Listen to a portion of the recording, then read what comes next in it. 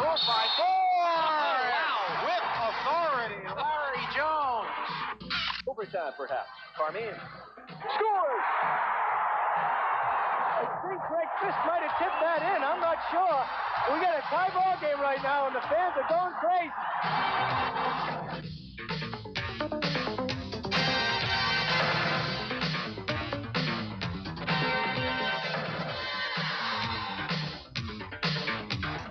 From Nickerson Field in Boston, Massachusetts, the New England Sports Network presents exclusive coverage of New England college soccer.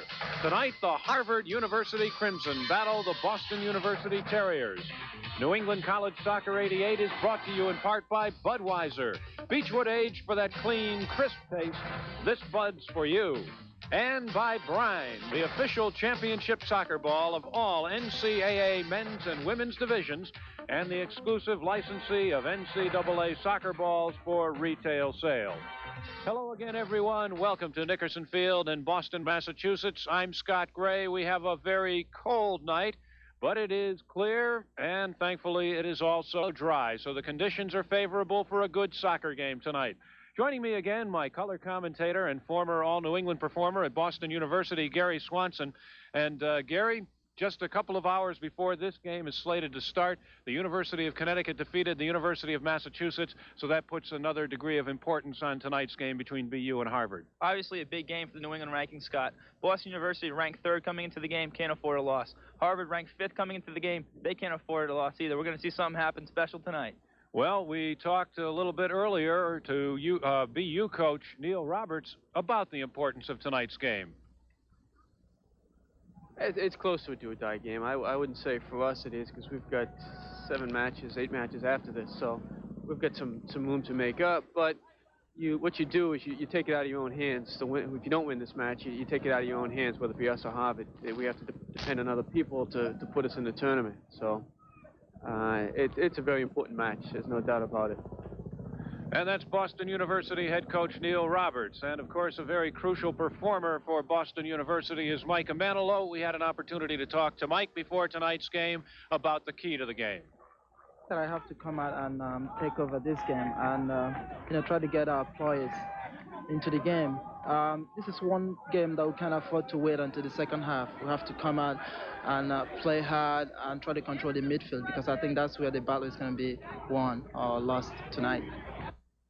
And that's a look from the BU side of things. Now let's take a look at what the Harvard people feel about tonight's game. Before we do, Gary, Harvard will be less than 100% tonight. Some wounded troops will be giving it a go. And that's really hampered Harvard so far, Scott. They've really struggled to put the ball in the back of the net. Derek Mills is injured. He will see some action tonight. Paul Barristock was injured against Cornell, hurt his instep. That's really going to affect Harvard's play tonight.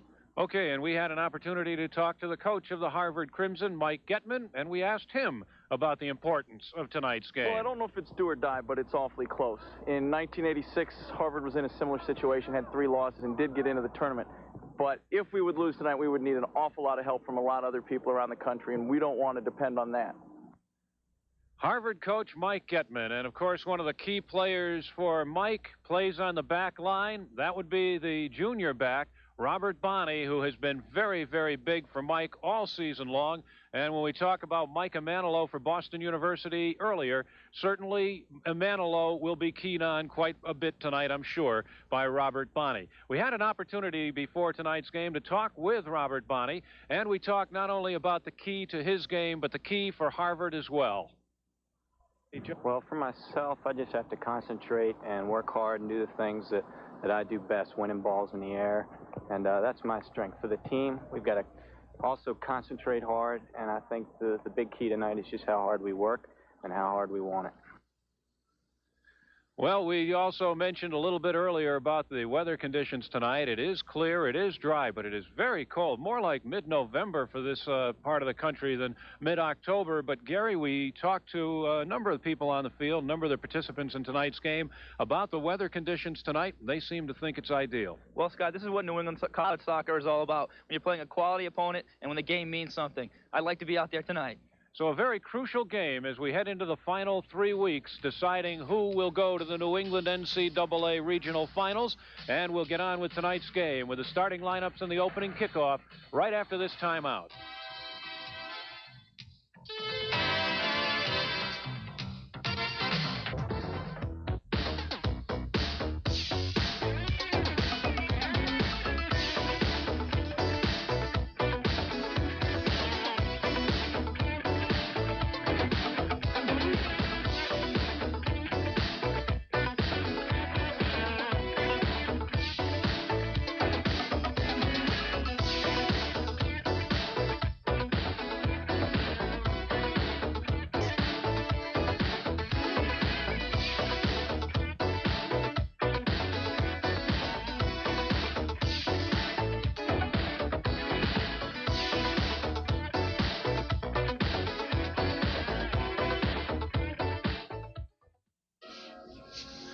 Welcome back to Boston University's Nickerson Field. We're just about set for the opening kickoff of tonight's game. Taking a look at the series history, they first met in 1951. As you look at that series record, Harvard with a 14-6-2 lead, Harvard with a 3-1 win over BU last year. But the interesting stat on the bottom, Harvard winning the first 11 games of the series, so that tells you that BU has taken over a little bit of a dominant position of late. Now, let's take a look at the starting lineups for tonight's game. First for Harvard at the forwards, Brian Engie, David Kramer, and Rami Rajbali. At midfield, Jeremy Alman, Paul Baverstock, and Lenny Ilkinoff. And the backs will be Nick Gates, Gian Dornelis, Robert Bonney, and Roger Chapman. And in goal will be Stephen Hall. Now, for the host Boston University Terriers, the forwards Mike Bertos, Mike Emanuelo, and George Zapata. At the midfield, David Silk, Chris Verhagen, Tim Horton, and Greg Butler starting tonight. In the backfield, Jeff Schultz, Phil Dunn, Robert Buckmeyer, and in goal again tonight, number 1, Jeff Hooper. So those are the starting lineups for tonight's game. The weather conditions, as we mentioned in the pregame show, as you look at a well-bundled crowd, we have a chilly evening here in Boston, Massachusetts, and a very crisp, clear, cold evening as well. Harvard won the last 2 games against BU. We showed you the 1987 result. In 1986, they won the NCAA New England Championship game. Gary Swanson, a part of the losing team on that end. That was my last game as a player at Boston University, Scott. Well, tonight, an interesting matchup indeed, and we are just underway. I guess you could call it the Storrow Drive series. Looking for the first advantage. Harvard breaking in very quickly. Rami Rajbali in the corner.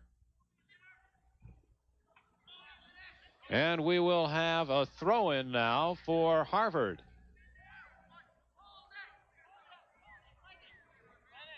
A little bit of a mix-up, but it will be a Harvard throw-in down deep in Boston University territory. And Rajbali will leave it for Bonney.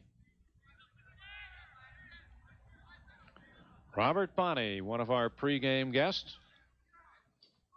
Senior from Prospect, Kentucky. Puts it up high in the area, headed away by about 3 defenders. And Boston University looking for a quick break. Ball cleared away, slowed down. Zapata with it, tries to get it ahead for anybody. Actually had Emanuelo curling in on the ball. He also had Mike Bertos up front, but nothing connected. This really is just a little hop, skip, and a jump series. I call it the Storrow Drive series because that's basically what Harvard had to do to get here, was just drive down Storrow Drive. The Boston University Terriers allowing 3 or more goals to opponents just 3 times under Coach Neil Roberts. And when you look at that statistic in the parentheses, very impressive indeed. And prior to the Central Connecticut game, Scott, BU had gone 14 straight games giving up 1 goal or less, and their record during that stretch was 10-2-2. Hey, you know what? Last night we were talking about this, and we said, boy, we've got to ask Neil about what happened against Central Connecticut. And I forgot to ask him. Well, I had a chance to chat with him before the game. He said Central just came out, played very aggressive, and Central always is a tough team to play against, Scott. Sean Green doing a fine job down there as the coach.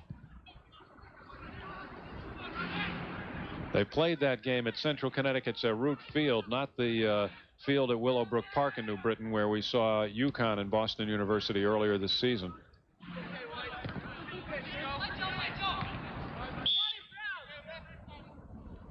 And an illegal throw-in. Apparently on the throw-in, Lenny Ilkinoff was inside the soccer field lines, obviously confused by the football lines. But Ilkinoff comes down with the throw-in anyway. So far in the early going, Harvard's having a tough time with the turf. We saw Ilkinoff on the field there with the throw-in, and a few times the ball just bounced over the Harvard players' heads. They have to adjust to that hard surface. Of course, we have seen Harvard at home a couple of times so far this season. And, you know, they play on the grass field. The Harvard Crimson, they have not won a road game this season. How much of a road trip is it, though, to drive down Storrow Drive? They're almost as close to this field from their campus as they are to their own field. I'll tell you, though, Scott, that was key back in 1986. We had to go to Harvard University. We were 16-1-1 that year, and BU had to go play at Harvard. We were the #1 ranked team. But I guess the NCAA didn't want us to play here on the turf, so we went over to Harvard and ended up losing. And that was really a big advantage for us that year, the artificial turf. Here's Manilow, has the ball taken away by Rajbali. Just a long clear downfield as Buckmeyer picks it up. There were no Crimson players down there. Not in the starting lineup for Harvard tonight, but expected to see action. Number 4, Derek Mills. Robert Bonney clears the ball away from Mike Bertos. And Manilow with a quick pop up front. And a weak shot on goal. Robert Buckmeyer with the weak shot. Or, excuse me, Tim Horton with the weak shot. Stephen Hall in goal. He has been in goal every time we have seen Harvard this season.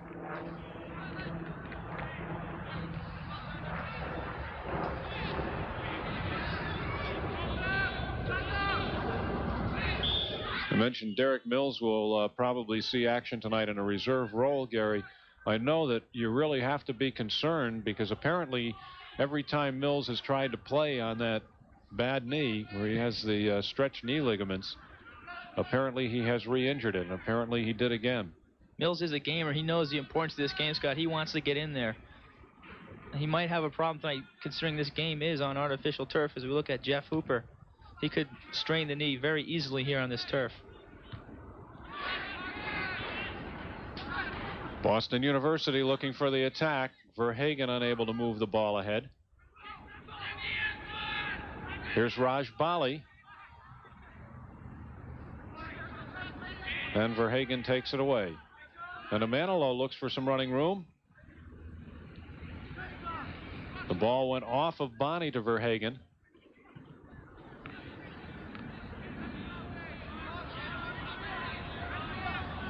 And we'll get a throw in for Boston University. Neil Roberts knew that was going to be a tough game against Central Connecticut, Scott. And his worries were serious when on the way to Central the bus ran out of gas. So he knew it was going to be a tough day. A little bit of an omen there. The officials for tonight's game are referee Jack Breetveld, the linesman Anthony Romano, and Raymond Cabal.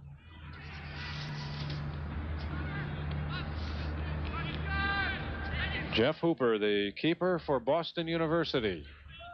As you look at Mike and Manilow, 7 straight games going for Mike. Mike Bertos just had a straight game scoring streak snapped in that Central game. He had he had scored a goal in 6 games. A goal, that's right. Games.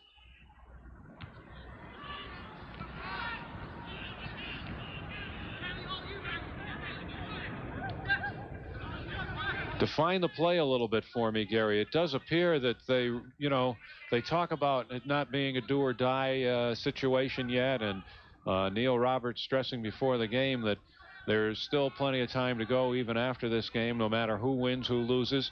But right now, both teams, nobody taking a territorial advantage. Nobody really has put any pressure on goal yet. Both teams playing like they understand the importance and don't want to get into an early hole. Playing very cautiously, Scott, very defensive. That was a good point. Jeff Hooper got off to a slow start in his college career at Boston University. Took a little while to live up to the expectations he came onto this campus with, but he certainly is playing up to those expectations now.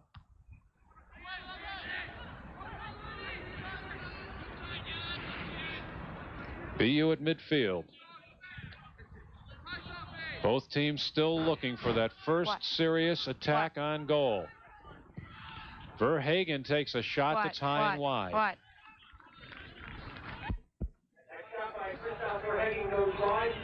Well, goal kick for Harvard. Harvard keeper Stephen Hall for the goal kick out of Liverpool, England, a senior.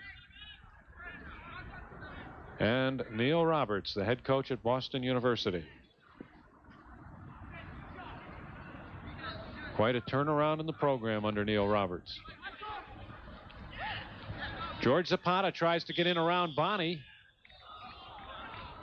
And Zapata called on the takedown. Good try there by Zapata, Scott. If he was able to get around Bonney there, or if the referee did not call a foul, could have went in on goal. That's the area to take chances.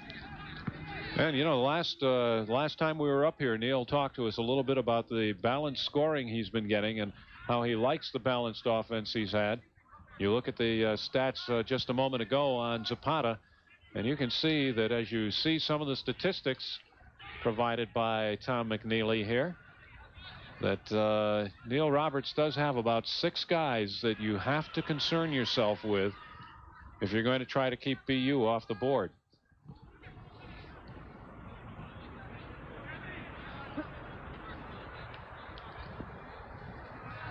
Jeremy Amon over to handle the throw in. Now it'll go to Roger Chapman.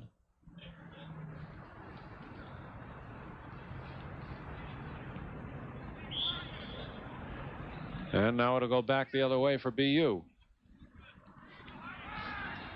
We have played just about 10 minutes now, 9.5 minutes of the first half. We're still scoreless. We're at Nickerson Field at Boston University overlooking the Charles River. Really a pretty night in Boston. Very beautiful to look at, but chilly.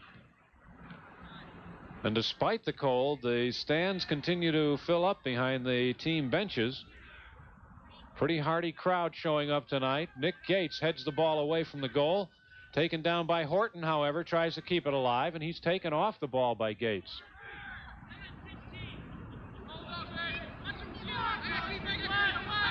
Into the area where it's cleared away.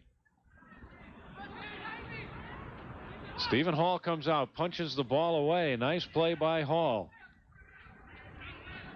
Once again, Scott, Hall displays a lot of confidence out there for Harvard. He comes off his line. He knows he's going to get that ball right there. We saw it time and time again this year. Raj Bali with a long feed downfield.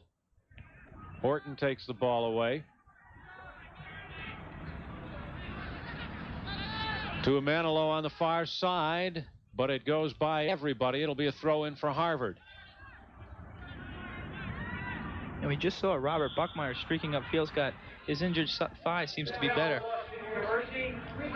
Christopher Hagan just called on that play. He is still wearing the large bandage, but you're right, Gary. He does seem to be moving better this game. Raj Bali has the ball kicked away from him by Dunn. Or Schultz, Jeffrey Schultz on the defensive play.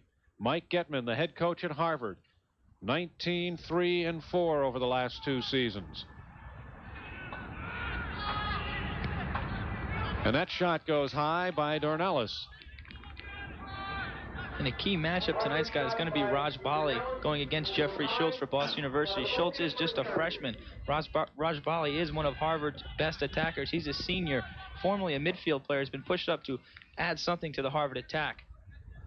Well, Raj Bali has been a very dangerous performer every time we have seen him the last 2 years. Verhagen heads the ball ahead. Looking for Bertos, and Manilow with it now.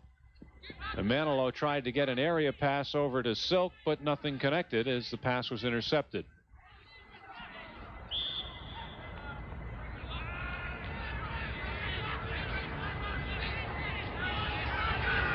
Number 13 for Harvard on your screen, Brian Engie.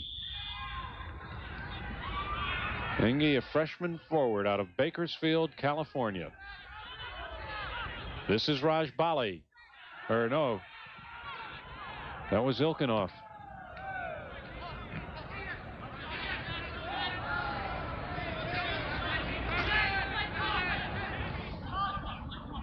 Both teams still looking for that first serious assault on goal. Jeffrey Schultz with running room. Tried to get a through ball up ahead for Bertos. That was taken away by Ilkinoff.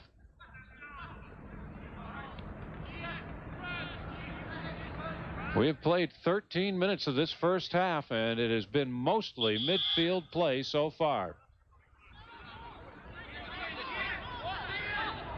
We talked in the pregame show about the University of Connecticut winning earlier, about 2 hours before this game started. UConn finished off a 2-0 win over the University of Massachusetts. So with 2 New England games left, UConn has only one New England loss. The loser of tonight's game here would have 3 losses in the region, and while regional record alone is not the final say-so on, and not even the New England rankings for that matter, on who goes to the tournament. Regional record is very important.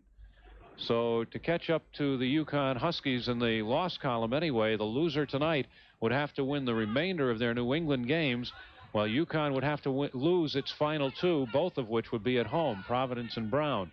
So there is a certain amount riding on tonight's game, to be sure.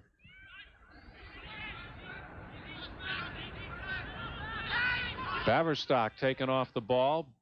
BU now looking for an attack. And again, nothing as the ball's booted away by Kramer.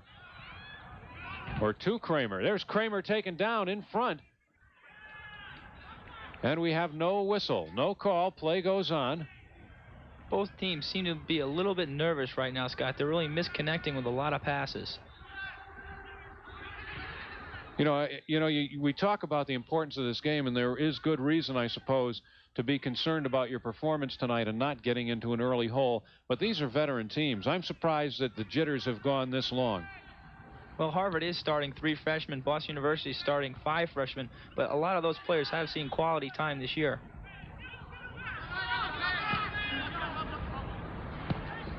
Bonnie with a long feed to Kramer. Looking for Raj Bali down the near sideline. And a nice defensive play by Jeff Schultz, who really didn't try to get into a foot race with Raj Bali, but he did lose the ball over the goal line, so it'll be a corner kick for Harvard. But that was a nice play by Schultz in that he just stayed with his defensive position, didn't try to get into a foot race with Raj Bali, which he probably would have lost. He just played it very calmly, very coolly, looked for his opening, and stripped Raj Bali of the ball. He contained Raj Bali well, and he knew he had the sideline and the end line to work with, Scott. Raj Bali puts it up. It's batted away very quickly on that play by Hooper. Hooper wasting no time, didn't try to control the ball. Long feed ahead, and there's absolutely nobody there. George Zapata may have caught a glimpse of the streaking of Manilow and thought he was coming downfield faster than he was. But where he eventually laid the ball, nobody had a chance to get to it. It was a good idea there by Zapata. Boston University does like to counterattack off corner kicks, Scott. They had a good counter there. They had about a 6-on-4. If Zapata hit a good ball into the middle there, Manilow might have been alone. You have so many offensive players downfield on a corner kick that if you can just get that quick rebound out, which was one of the good things about that clear by Hooper, you might be able to get yourself a 3-on-2 or even a 4-on-2 break.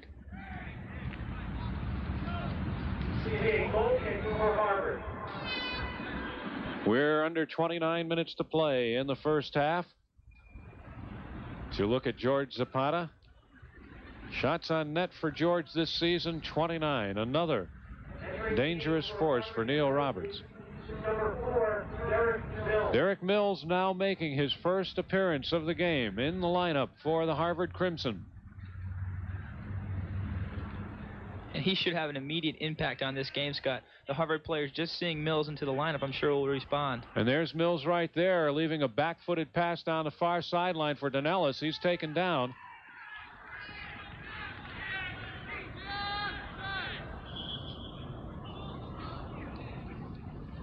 And with Mills and Raj Bali up front, Scott, it's going to be a real test for BU's back line. Buckmeyer, this is his first year playing sweeper. Horton's playing left back. He's a freshman.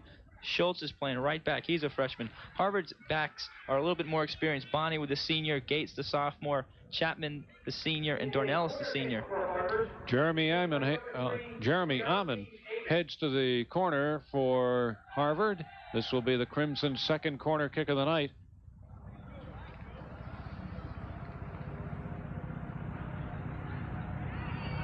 Went for the short, and Bonnie with a shot. Oh, boy, that was just an opportunistic moment right there for Robert Bonnie. As he took the shot on goal, as he took the shot, Hooper went down. Unfortunately for Bonnie, the ball was deflected in front and deflected right into the fallen Hooper. And that's something BU just can't let happen, Scott. On those corner kicks, they have to win the balls in the penalty box. Dave Silk looking for Bertos in front, but Bertos was well covered by Bonnie on the play. And here's the corner kick. We're going to see a nice driven ball in here. BU can't let these balls get in. Deflects off Zapata. Bonnie right here gets a good shot off. Deflected by Mills. Mills almost deflected that to the far side. It would have beaten Hooper, but Hooper was able to smother the ball there. Bonnie Here come the Crimson. Bonnie really did have too much space to get that shot off there, Scott. Little running room to Raj Bali. Raj Bali well covered on the play. Nice play by Schultz.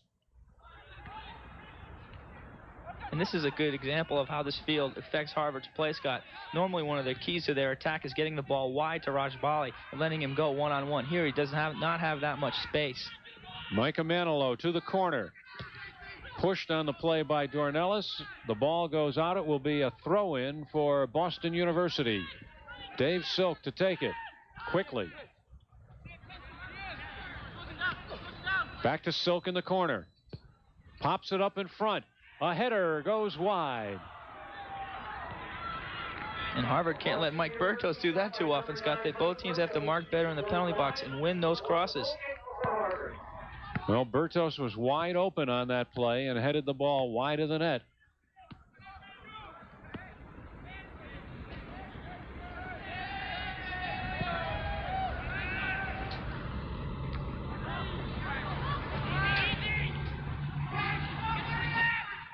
Now we're starting to get just a little bit of more activity in the areas in front of the keepers as Manilow tries to come back downfield. Getting a little bit more pressure put on the keepers, but still nothing too intense by either team. At Nickerson Field in Boston, Massachusetts, we have 25 minutes left to play in the first half, and we're still scoreless. Two teams that appear to still be feeling each other out just a little bit.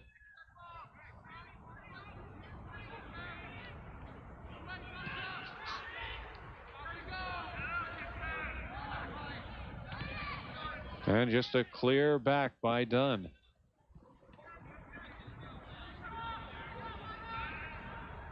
Derek Mills came up right there, put a lot of pressure on Horton. He was running quite well.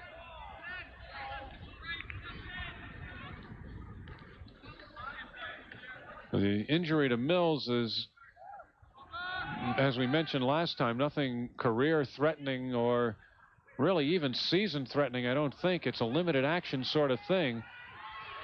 And Manilow looking for a break down the left side, pops it up in front. He has Zapata there, and he had Bertos cutting in. Hall took it down.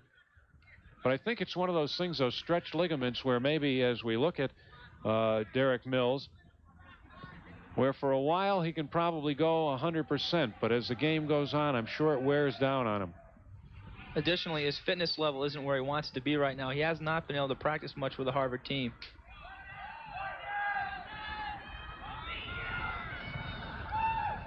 Roger Chapman with a throw in for Harvard. He goes to Mills.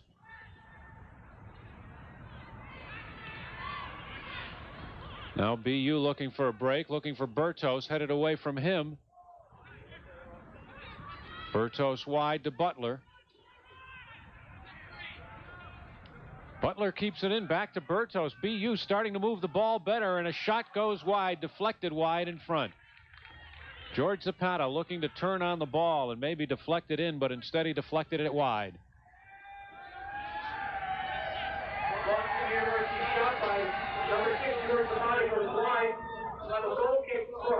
First team All-Ivy goalkeeper last season, Stephen Hall. As it looks like the Boston University Terrier has arrived at the stadium. The Terrier's name is Rhett, and I'll tell you, Scott, he puts on quite a show at BU hockey games. He gets the skates on and skates all around. Really gets the crowd into it. Rhett Terrier? I'm not going to ask where they came up with the name. Somebody's a Gone with the Wind fan, I guess. I guess so. Derek Mills, second team All-Ivy. As you see, almost a representative All-Ivy team out here for Harvard. Some outstanding players at Harvard University. Coach Mike Getman building quite a program here.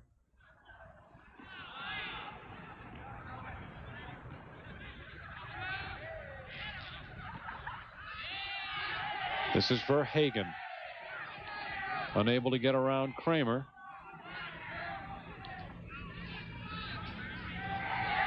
Butler looking for a feed downfield to Bertos. He tried to get a one-footed shot or a one-touch shot back to Verhagen. That was intercepted and cleared.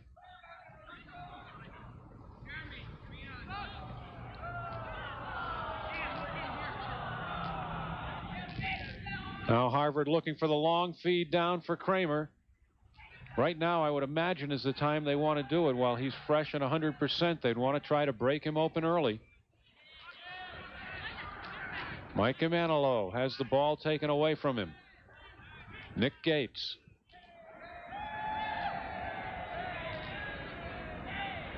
Derek Mills loses it on the far sideline. It'll be a throw in for Boston University.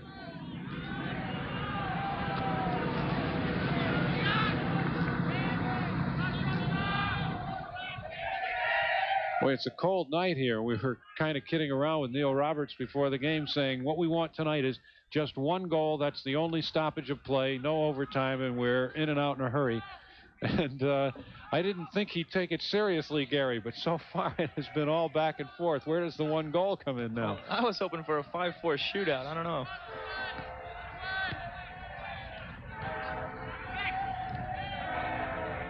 Raj Bali takes it away from Verhagen, and then Raj Bali turns around, and, well, it looked like Raj Bali took Dunn down, but the call goes the other way. And Harvard looks like they're still having a bit of difficulty getting together up front, Scott. They're really misconnecting on a lot of passes in the offensive third. Boy, Greg Butler with a lot of running room on that one to Bertos. And this will be a throw-in for Boston University. Really, Greg Butler took that ball just outside the offensive third or the defensive third of Boston University and ran it almost all the way into the offensive third, giving a lot of running room there. You're going to like this one, Scott. Freshman. Butler is a freshman. Guess where he's from? Boy, I can look that up, but I'll let you tell me. Harvard, Mass. Harvard, Mass?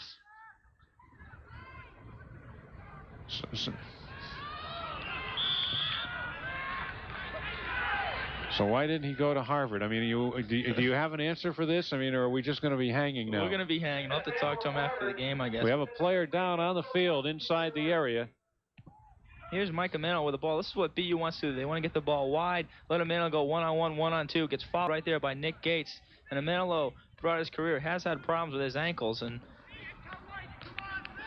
the clock continued to run on that exchange, so Manilow should be allowed to stay in the game.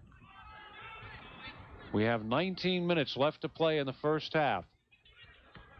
And a very dangerous restart for Boston University as you watch Mike Manilow. He's limping to the top of the area, but when that ball goes up, I wouldn't be surprised to see him go full speed. But the ball hits off the football upright, and we will get a corner or goal kick now for Harvard.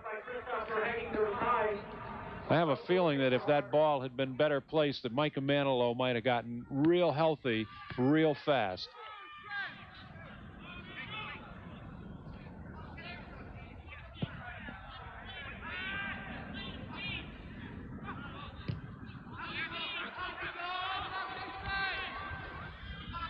And again, a little thrust and parry at midfield. Verhagen now trying to turn upfield, unable to do so as he was tightly marked by Nick D'Onofrio.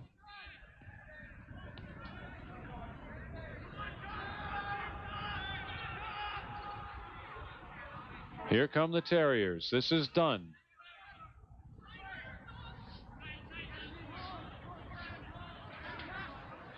And back to the back line. Verhagen now tries to clear it up to Butler.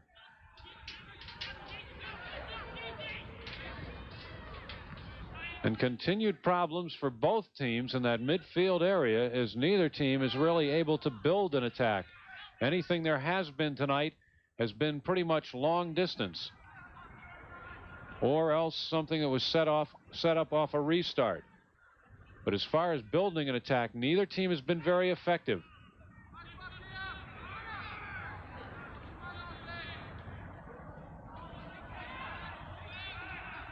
Butler is going to have to clear, and he does. Cooper wants to try things down the right side of the field now.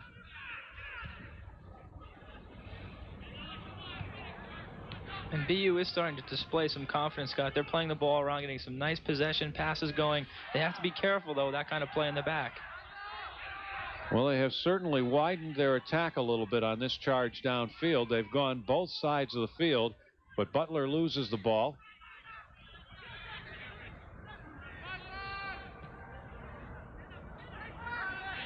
Micah Manilow using good footwork to control it.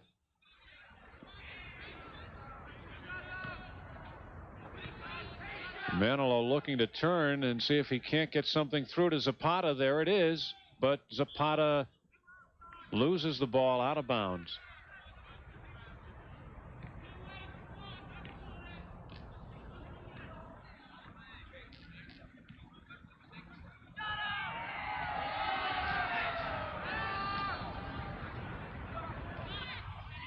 And D'Onofrio loses it out of bounds, so we'll come back the other way on a BU throw-in.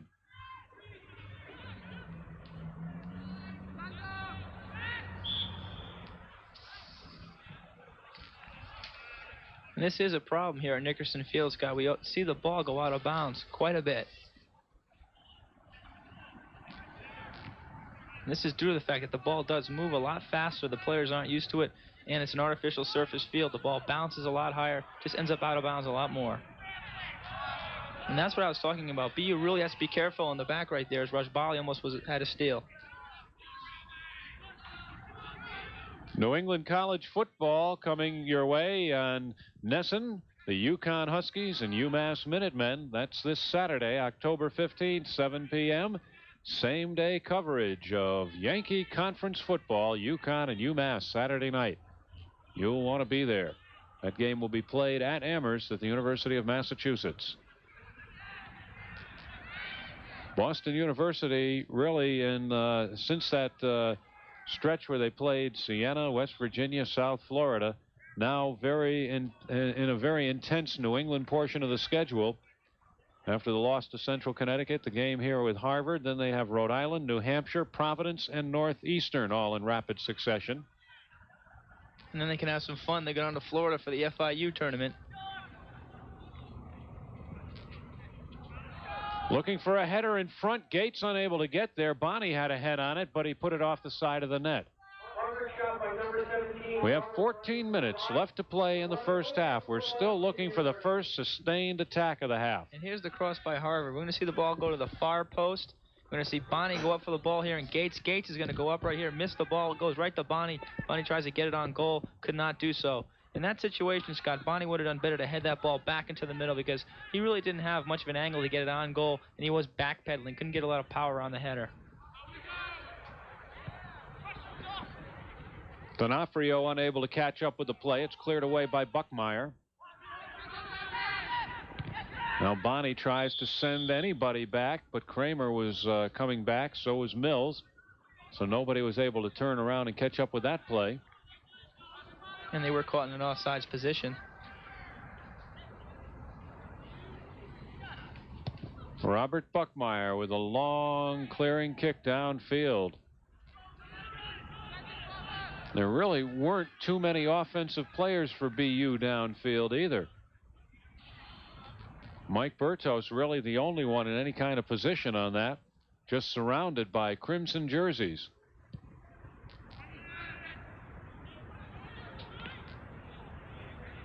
Well, as cold as it is, Gary, I'm kind of surprised to see Harvard wearing the T-shirts rather than the long sleeve shirts. I'll tell you, Scott, they're tough. Well, Dave Silk wearing a short sleeve shirt for the Terriers. Sort of like those big football line when it's -20 out, they still have the short sleeves on. That's tough. T-U-F-F, capital letters. The Harvard Crimson averaging 2.6 goals a game last season, just 1.4 this season. Gary told you a little bit earlier about the problems that Mike Getman has been having getting that goal to the back of the, or that ball to the back of the net. That is his biggest concern right now, Scott. He really wants Harvard to start producing a lot more goals. Well, when you look at the injuries that they have had to play through early this season, of course, the Mills injury, certainly the most devastating. Paul Baverstock playing a little bit injured. On the back line, they have played without Nick Gates at points this season. They have played without Gian Dornelis.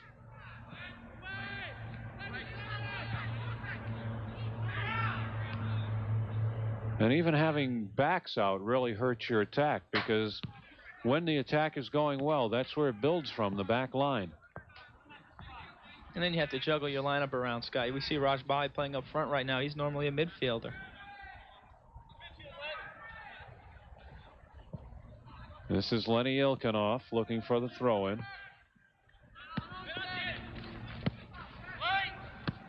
This is Raj Bali, but he had the ball taken away from him. And we'll get another throw-in for Harvard.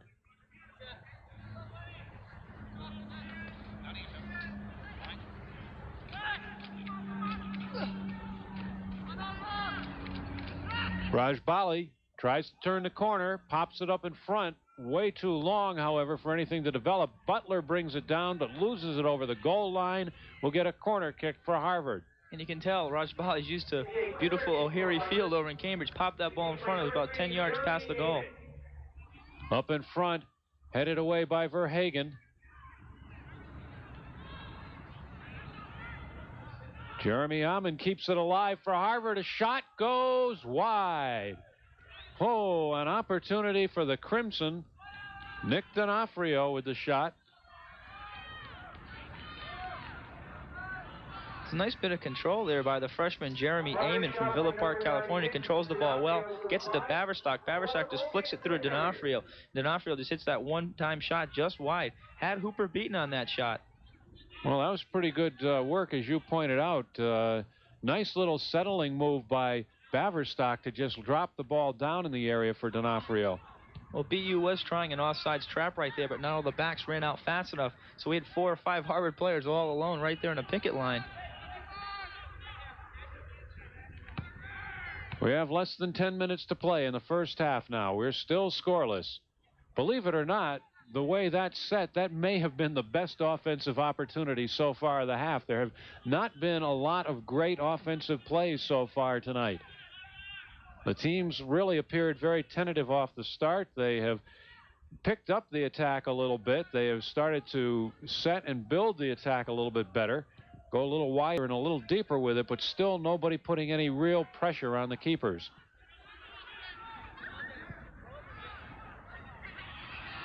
Now here come the Terriers. And again, just cleared back. Verhagen now goes to the left side for a Manilow. And a Manilow's attempt to feed it into the corner went off the back of Roger Chapman.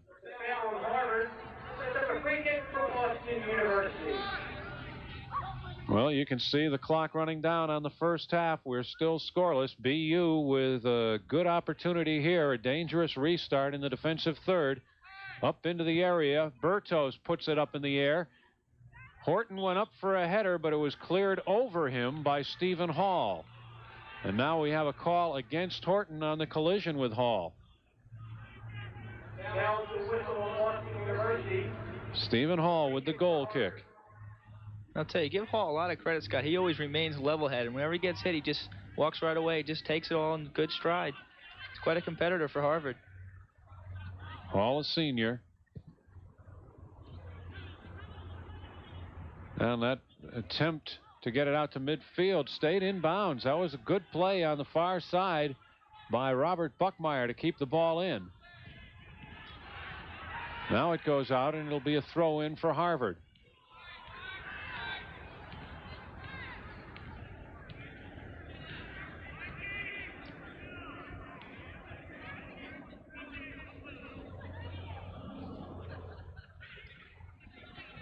Well, I'll tell you, one guy that really has been a little bit of a buzzsaw and certainly a bee in the Crimson's bonnet tonight, and we haven't really said a lot about him, but Greg Butler has been all over the field tonight, and he's gotten in the way of a lot of passes. He's stripped a lot of people of the ball, and he just seems to sneak up on you. Nothing really spectacular, just steady play for 90 minutes. Butler playing a very strong game, and there was a near opportunity for Rami Rajbali as he and Hooper raced to the ball, and Hooper just beat him by a half stride. And BU really has to be careful of those back passes, Scott. That can end up costing them the game if they keep that up. Derek Mills beating off the ball. And he does a little pushing. Pushes Tim Horton to the ground. Another free kick for Boston University. First half has gone very quickly. Micah Manilow tries to get it through. The ball taken down in front and cleared away by Lenny Ilkinoff. Little pinball action there for a while. Well, Manilow missed the header on that. It dropped at the feet of Ilkinoff. He tries to clear it ahead. And there's Butler again. And Butler keeps it alive for BU in the offensive end.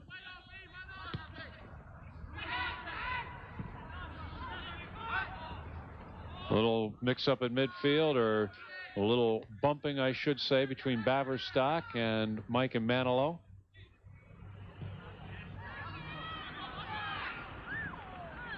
D'Onofrio called, well, no call, play on.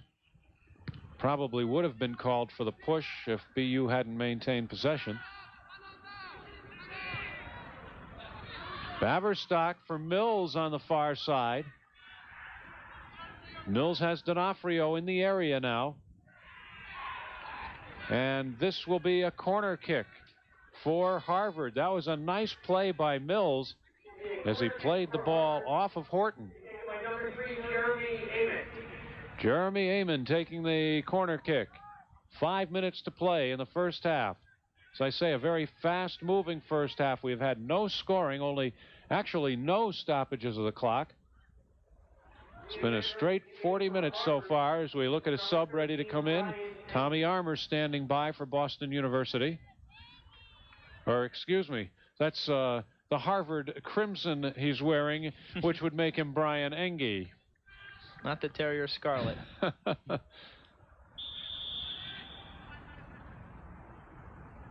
Amon set for the goal kick, for the corner kick. And Butler comes away with it for BU. That ball really never had a chance to set up any offense for Harvard. Baverstock clears it back, headed away by Buckmeyer.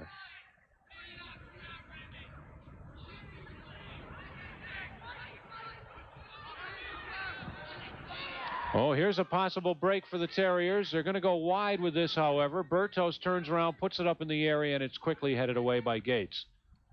And Engie did check in for Derek Mills, Scott. Perhaps that knee is giving him a hard time. Well, we'll have to see if and when Derek Mills comes back into the game. Maybe just the timing of the thing will give us some indication as to how he's feeling. This is Buckmeyer with the ball. Nice through ball ahead for Bertos. Taken away, and the Crimson still unable to set anything up. Boston University has taken a slight territorial advantage. The last few times downfield, their setups have been a little bit more crisp than the Harvard setups. Still no clear chances by either team to score, though, Scott. 3.5 minutes left to play in the first half. And you can see we're scoreless at Nickerson Field at Boston University.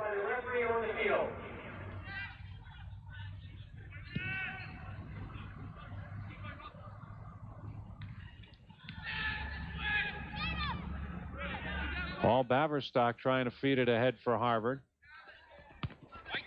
And the ball goes out of bounds. Throw in for Boston University. Harvard really is having trouble with their attack, Gary. They really are not getting set up well at all. I think they're having problems in the midfield right now. They're only playing with 3 midfielders, and Baverstock's playing against Manilow and Verhagen in the center midfield spot, so it's going to be a tough matchup for him all night. Harvard has moved Dornelis to mark Manilow, so that's going to help him out a little.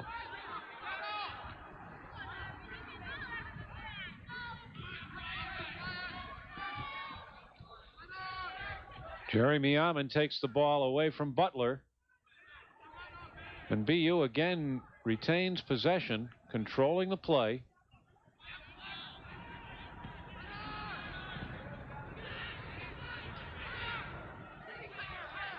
The scoreboard clock has reached the, or is just now reaching the 2-minute mark. which means from here on in, the official time will be kept on the field by referee Jack Breitfeld. This will be a corner kick for Boston University for the Terriers. This will be, I believe, the first. No, they're calling. They called a goal kick for Harvard there. Stephen Hall went and retrieved the ball. New England College Soccer returns Monday, October 17th, 7 p.m. The Lafayette Leopards and the University of Connecticut Huskies. That game will be played at the Connecticut Soccer Stadium in Stores. And we have seen some interesting college nicknames, Scott. The South Florida Bulls and the Lafayette The Leopards. I like that.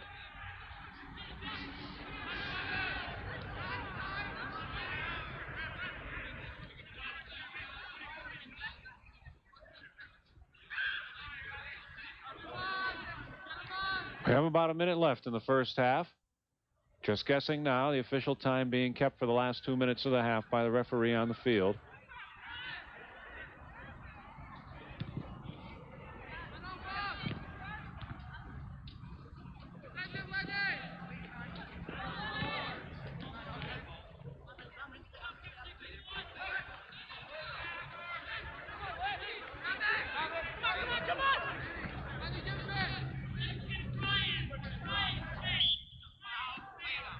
Throw in for Harvard, or a free kick for Harvard, so this will be the final scoring opportunity for either team in this half. Lenny Ilkinoff. And Robert Bonney's going to take it. He's usually in the middle of the penalty box.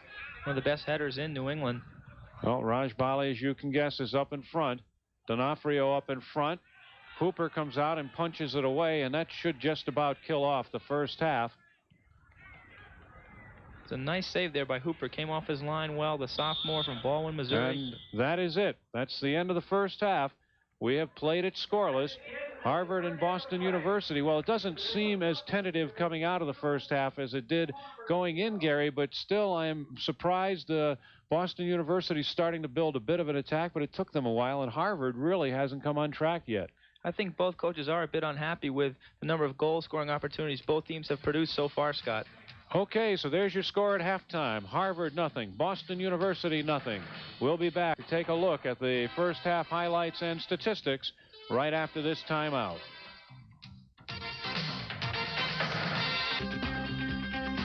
Came out a bit tense, Scott. I think both coaches are a little unhappy with the first half. Neither team produced a real good scoring opportunity. Well, really, there were no real highlights to take a look at from the first half, but we will take a look at some of the statistics. Shots on goal, BU, as we mentioned, taking a slight territorial advantage later in the half, 5-4 on the shots. Goalie saves 1 apiece. Corner kicks, 4 for Harvard. BU still looking for its first. Foul, Boston University was 6, and 4 for Harvard. Well, we have talked about the importance of this particular game, but if you don't think that this series in general has really intensified over recent years, listen to what Mike Manilow told us before tonight's game.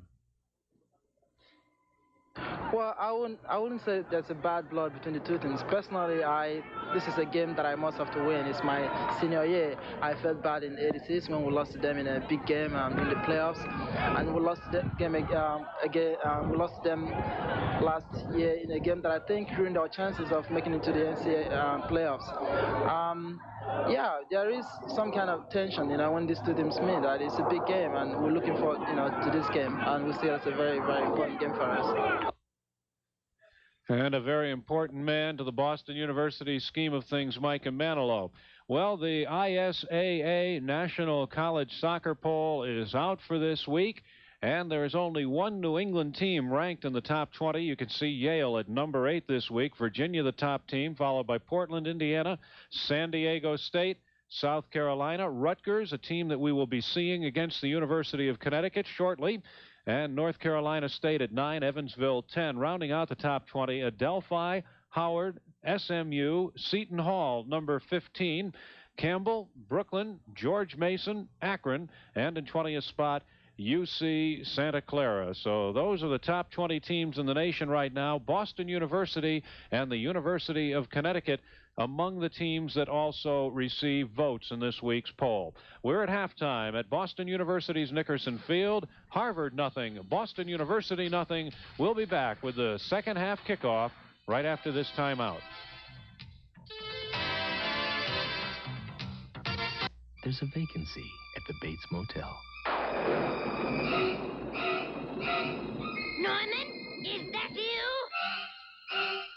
No, it's Buzz McKenzie, and it could be you. Look for this display and enter Bud Light Psycho Sweepstakes to win a Bud Light party with Buzz McKenzie at the Psycho Mansion. You can even get a mug like Spud's at participating retailers. Wow! That Spud is so cool, it's scary.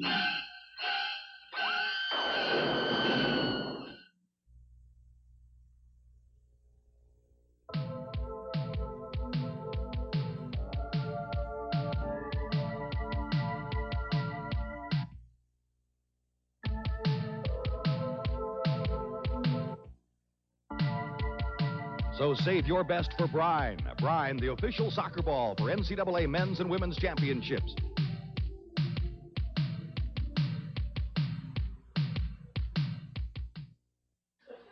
And we take a look at the Mass Pike as it rolls by Nickerson Field and Boston University. Scott Gray along with Gary Swanson bringing you all the action between Harvard and Boston University. And right now we're scoreless at halftime. And Harvard really, Gary, took really an unseemly long time to come back for halftime. What, they get lost down there? They're so far away, I guess, that nobody thought to go down and tell them they'd taken a lot of time. I thought they might have went to Cambridge for some intellectual stimulation. I don't know. But anyway, the Harvard Crimson back out as we take a look at a well-bundled up crowd. It is a very, very chilly night here in Boston. And the crowd very bundled up. Other than the cold conditions, the other conditions are absolutely ideal. It's clear, it's very dry, no threat of rain overhead. And now you see Harvard taking the field. The Crimson really, now this might have an effect on them, Gary, when you stop and think about it. Boston University was out here warming up for about 5 minutes before Harvard even appeared from the locker room, and the Crimson had no time to warm up. They've just come out, filed to the bench, and run right out on the field. That's a good point, Scott. We saw in the last night's game when BC was late arriving at Brown. It took them a while, 15 or 20 minutes to get into the game. This could be a key factor tonight. Okay, it could be a key factor because any goal could be very, very big as both teams are scoreless so far. The second half has been a very kind half to the Boston University Terriers. And, well, actually, both teams have outscored the opposition in the second half, so this is the half when they both do most of their damage. And BU looking for a very quick break right off the top. This is Butler trying to get the ball back to Manilow. And now Harvard looking for a quick counter.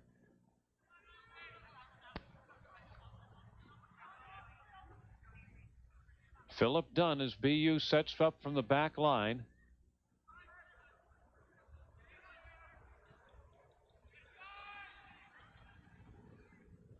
And the very early stages, the first couple of possessions of the second half, again, very much like what we saw for the entire first half. Really very little that either team is able to do inside the other team's defensive third.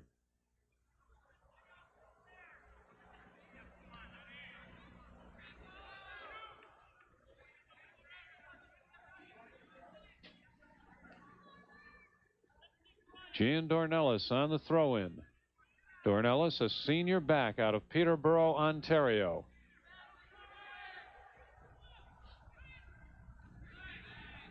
Harvard in their crimson road shirts.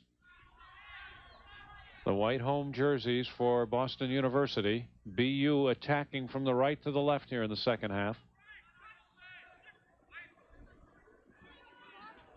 George Zapata. Zapata worked around Engie. Engie called for the hold and a restart for Boston University in the defensive third here early in the second half. We have played just 2 minutes of the second half. Boston University will get the first scoring opportunity in all probability. Might be too far out for a shot, but Verhagen does have a cannon, so could try one from here. And it goes to Verhagen, who puts it in front for Horton. And that goes over the goal line. It was a good try in that set piece by Boston University. You could tell that was a pre-planned play. Unfortunately, Horton just swung and missed the ball. If you look at Christoph Verhagen's got 3 goals and 5 assists for the Terriers. Would you prefer to do that? I mean, set up with 3 people and then set 2 people cutting off in different directions and then try to hit one of them? Or would you try to hit somebody else who's already set in the area? Like, for instance, on that play, Bertos. Well, Scott, you can do it either way. It's just sort of a misdirection play by one team to try and get the other team a little confused, hopefully to open up one player. And I'm sure one of their plays off that set play is across to Bertos. They probably run numerous plays off that set piece. Here's Dave Silk trying to get around the corner.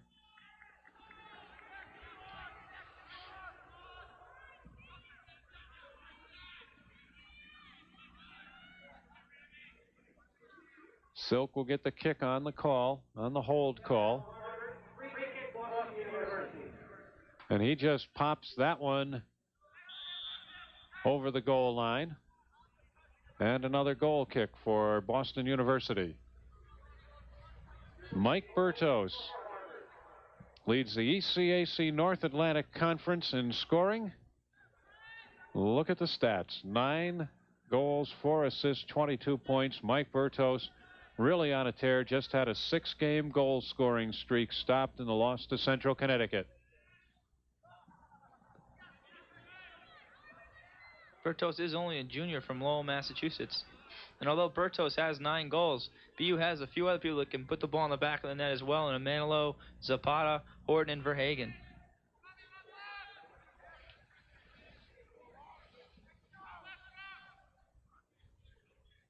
Jeffrey Hooper, the keeper for Boston University, sophomore out of Manchester, Missouri. He's a big one, 6'3", 205.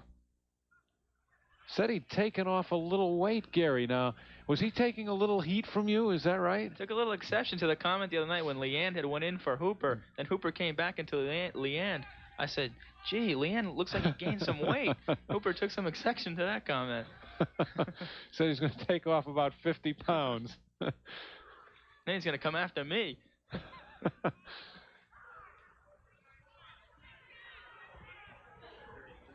And the only real penetration so far in this second half by Harvard has been on plays like that. The clear back by Paul Baverstock.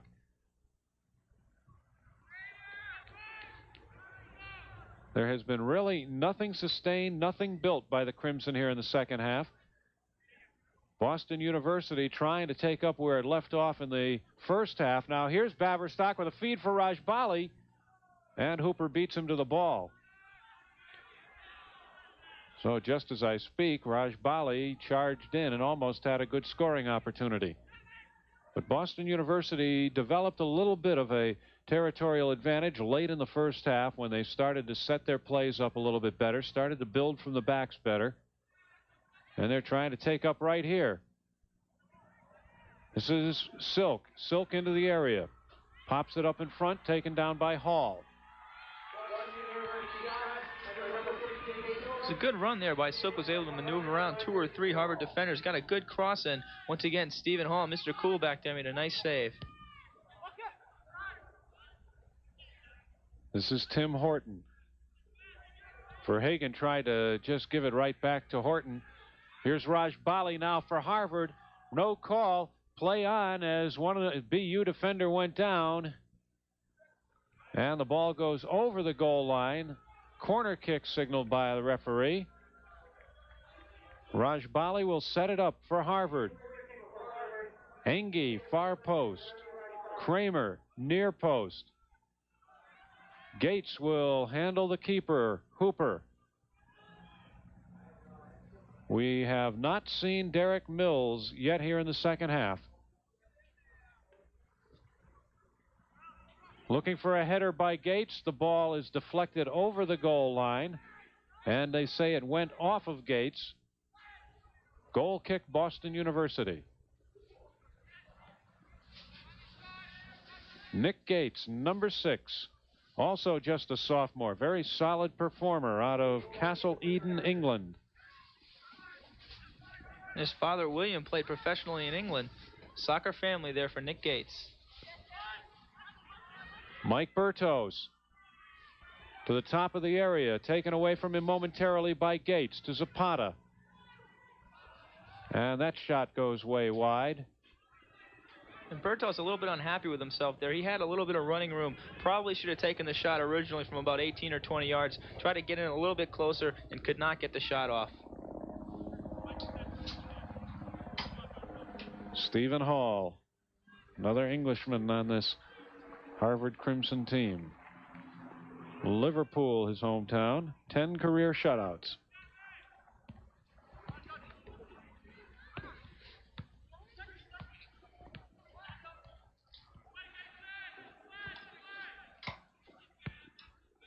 Bertos settles it in the corner. Nice thought by Butler as he tried to get it back to Bertos.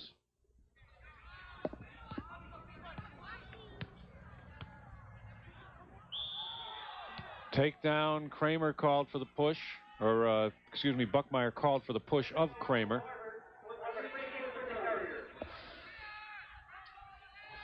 There's Robert Buckmeyer. We mentioned the fact that he's moving a little bit better tonight. He's wearing still that big bandage on his right thigh. The last time we saw him against South Florida, it looked like it had slowed him down a bit, but we mentioned several times that night how well he played positionally and really compensated for the injury. But tonight he seems to be moving much, much better. And I'll tell you, I think that injury may have helped him, Scott. He's really reading the game well back at the sweeper position.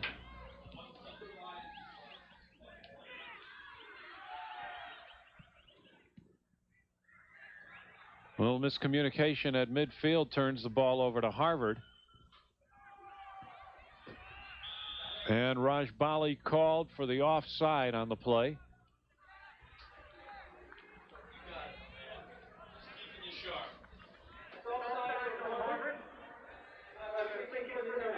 And those are some of the folks that assist in keeping play continuous here at Boston University, as they feed the new balls in from the sidelines. We've played 10 minutes of the second half. We're still scoreless. Boston University and Harvard. A big, big New England college soccer matchup. A loss tonight would really present an uphill climb to the loser.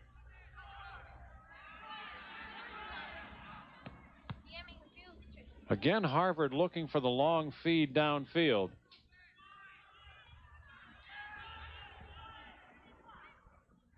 Harvard trying to find somebody, the target man primarily Rajbali, but just trying to find somebody with an ability to break open. And that has been pretty much the extent of their attack tonight. Boston University was really a little more settled, a little more determined in their attack. Oh, are we getting some coffee here? Boy, the timing is right. My feet are starting to go.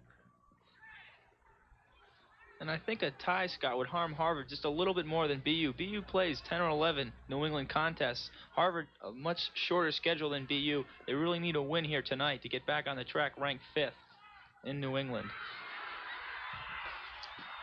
Boston University with a near opportunity in front as the Crimson literally were scrambling to try to break up that play defensively. Now Harvard looking for a quick counter.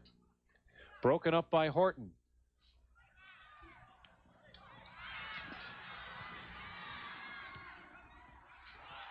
You know, it's interesting, Gary, you talk about the number of New England games as we have a player down for Boston University now, George Zapata. And we will get a free kick for the Terriers in a very dangerous position. Harvard, of course, has the Ivy League schedule that they have to play. Starting next year, I don't know how it's going to affect Neil Roberts and his New England scheduling, but they will go to a full round robin in the ECAC North Atlantic Conference, so Neil may have to drop a New England game. There's a shot on goal on the restart. Hall with the save. That was a good shot, though. In low, right at Hall's feet, and he went down to pull it in. And here we're going to see the shot by Mike Emanuel. Can really drive that ball. Gets a nice driven shot to the near post. Really not much of a challenge for Hall. He had it covered well. Emanuel probably could have hit the ball a little better.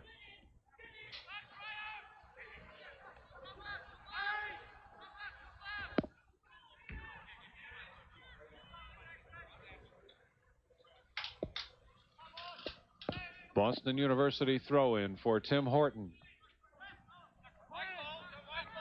And another throw-in for Boston University as they move closer to the area.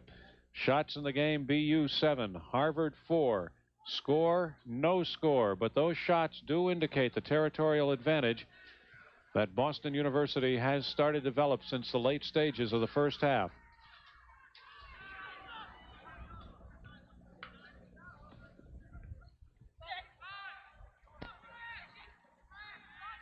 Horton loses the ball to Engie. But again, Harvard really does seem a little bit disorganized in their setup. And again, they only had 2 people downfield. That header goes wide.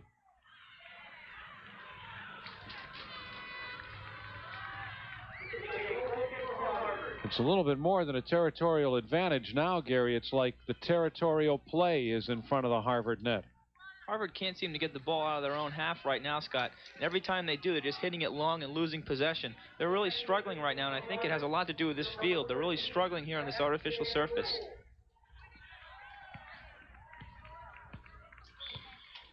Boy, we told you it's cold here tonight, and when you see folks sitting under blankets and all bundled up like that, I guess you can believe us. I'll tell you, half of that shot was the Roberts family, Neil's parents and wife-to-be. Boy, all you guys from BU are all getting married around the same time, huh? Takedown on the far side. Well, Neil Roberts is getting married in December. He thinks that's the only time he can afford to take off around the Christmas time right after the season. What, he's going to pass up all that great Christmas recruiting time?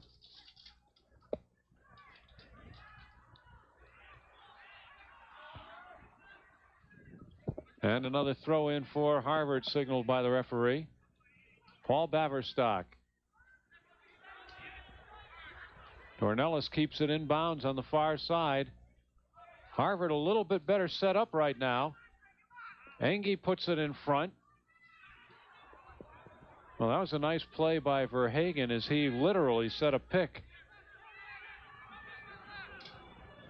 That pick kept Jeremy Ahman from getting in on the play and really made it a rather easy save on the play for Hooper.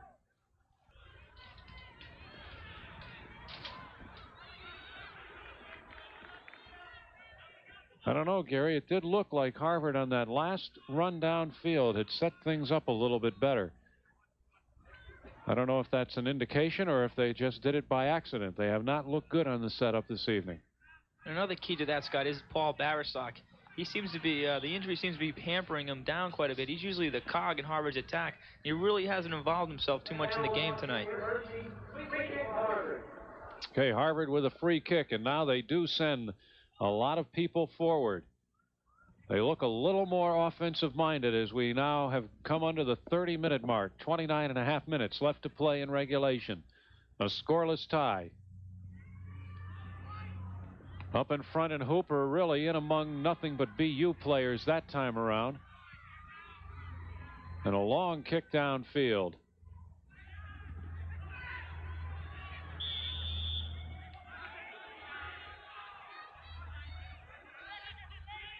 And the Harvard players are caught in an offsides position there. I did not see that. As the ball is in the air, they seem to have run back. But when the ball was played, they were caught in an offsides position.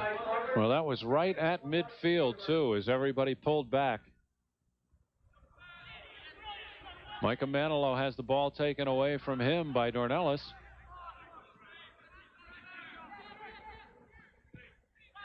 The last couple of exchanges downfield, Harvard has looked a little bit better. They have looked a little more intense defensively, and they have set up the attack a little bit better. Raj Bali with Horton. Raj Bali into the corner, loses Horton, puts it in front, and everybody had overrun the play. But that time Harvard had more people in the area than they've had all evening. And I think Tim Horton underestimated Rajbali's speed there, ran around Horton. Rajbali got the cross into the far post. Unfortunately, all the Harvard players ran in. They had 4 players in the penalty box, and it's 1 or 2 people's job to stay outside the penalty box just in case the cross goes long. Oh, almost an opportunity for Bertos as he got the ball in among 3 defenders and almost broke loose. But it looks like Harvard has started to pick things up just a little bit, Gary. They seem to be a little bit tighter on the ball defensively, and they seem to be getting more people down in better and more opportunistic positions as they head downfield offensively. And they really need to, Scott. And we're going to take a second look at the Rajbali run here around Tim Horton. Rajbali with a nice move right here. He's going to cut it backwards. Great move right there. Johan Cruyff originated that move. Great cross by Rajbali, but no one's there to put it in at the far post. All the Harvard players had run in too far. You only want 2 players in the penalty box, 1 to go to the near post, 1 to go to the far post. The remaining players stay outside near the edge of the penalty box. Well, Rajbali lost his defender on that play, the way he went to the corner, but he also lost his offense. The ball bounces in on goal. Stephen Hall with it. And really, again, so far, though, we have seen both teams start to pick up the offense a little bit, Gary. All night so far, we have not seen that one blistering shot that really requires the keeper to make the intense play in goal.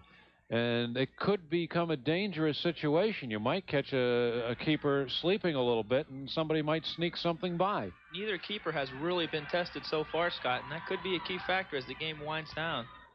Robert Bonney with the throw-in, looking long down the far sideline. David Kramer into the corner. Kramer, he's got Engie in front, tries to get the ball to him, cleared away. The defensive play made by Tim Horton, who collided with his keeper, Hooper. Hooper a little slow getting up, but he looks all right. And this will be a corner kick. And here's David Kramer showing some good speed here for his size. He's going to get the cross in right here. Nice driven cross on the ground. And Horton's going to save a goal right there for Boston University. Nice run there by Engie. If Horton wasn't there, Hooper was beaten. Hooper had to go to the near post just in case Kramer attempted a shot. Got the cross and a good cross. And if Horton was not there to clear that ball away, it would have been a goal for Harvard. Well, Boston University has held a slight territorial advantage until now, but the corner kicks have been all Harvard.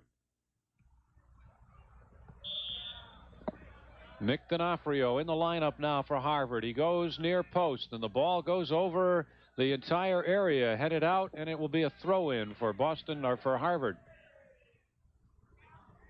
And Robert Bonney will come out and look for the long throw-in deep in Boston University territory.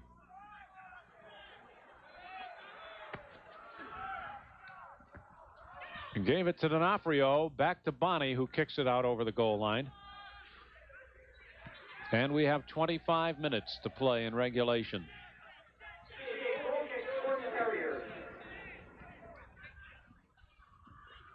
Jeff Hooper lays it down for Robert Buckmeyer.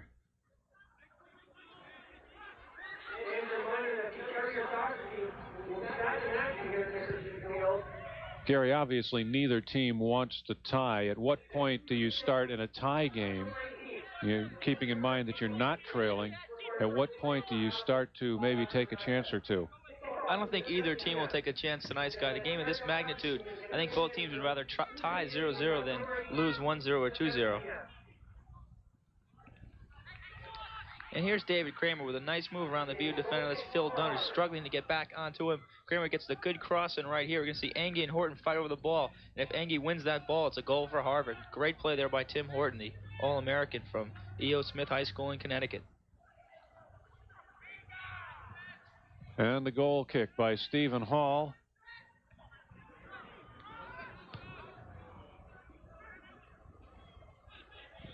Nice give back to Baverstock. As Harvard again looked a little bit better coming downfield, and Boston University forced into the clear to the keeper.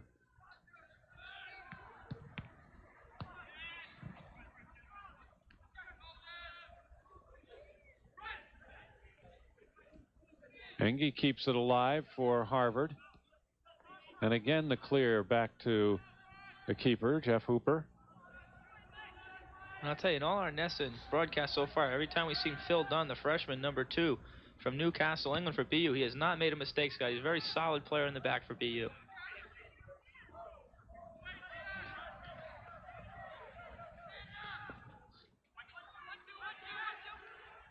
Micah Manilow with a little nifty move, got into the corner. The ball cleared off of Manilow by Nick Gates. And we'll get a throw in for Harvard. Mike, a very determined young man, as you heard. You look at the 13-point statistics for him, as you heard in the halftime and in the pregame, how much this senior season means to him. George Zapata tries to get it through to the defense. He gets it right back himself. Zapata taken down in the area. No call.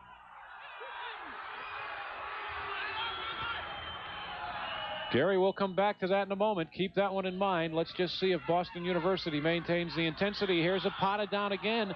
This time we do get a call. How about that play in the area, Gary? Could have very well been a penalty kick there for Boston University. I'm going to have to wait till I see the replay. Here's Zapata with the ball. He's going to go in right here, try and go around Dornelis and Chapman. Almost a handball there on Chapman. Zapata tries to walk in right here, goes around Bonnie. Clearly a trip there on Bonnie. Referee decided to let play go on. That could have been a PK for Boston University. Almost a sure goal with Michael Manilow taking the kick. Well, now they get a restart just outside the area, and Verhagen goes right for goal and over it. So there was almost a double opportunity for a penalty kick. It looked like Chapman had committed a handball, and then right after that you had Bonnie with the takedown. So two opportunities that referee could have had to make the call. Referee Jack Breetveld could have made the penalty kick call twice in one play and opted not to in either situation.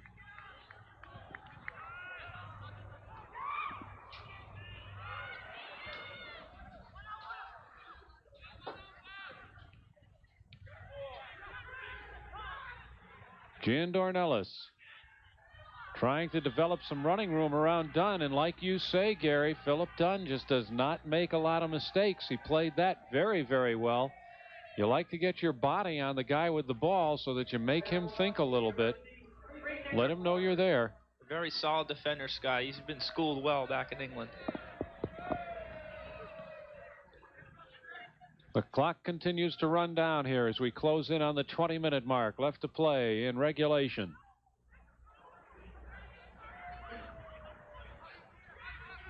Manilow took the ball away from Rajbali. Rajbali gets it back, puts it in front. Rajbali for D'Onofrio, who gets a weak shot on. Hooper right there.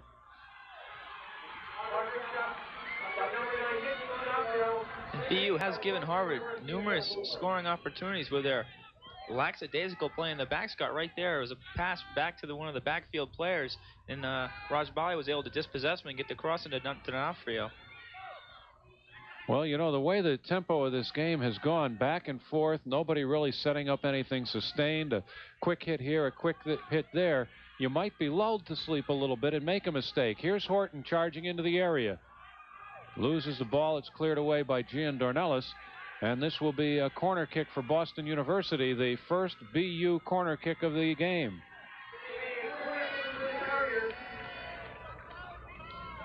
And we should probably look for Mike Bertos on this corner kick. Well, you look at the corner kicks this season. The Terriers have really been on the high end of it, but they're on the short end of it tonight. Chris Verhagen setting up the kick.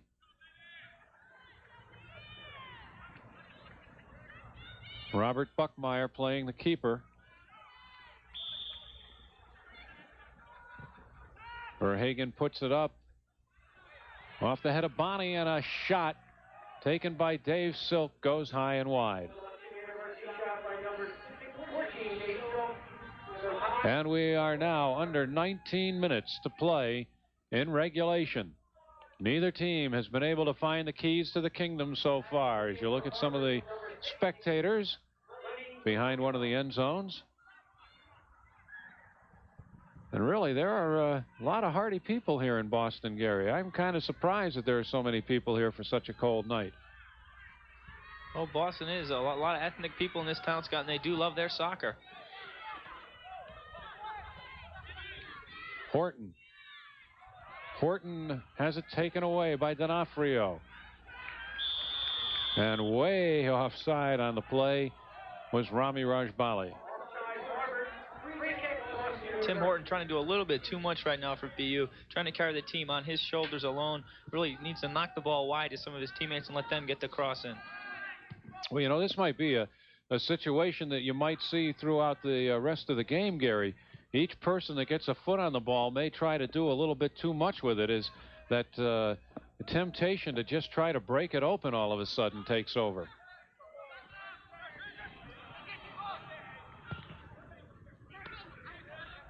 Ball cleared out over the sideline.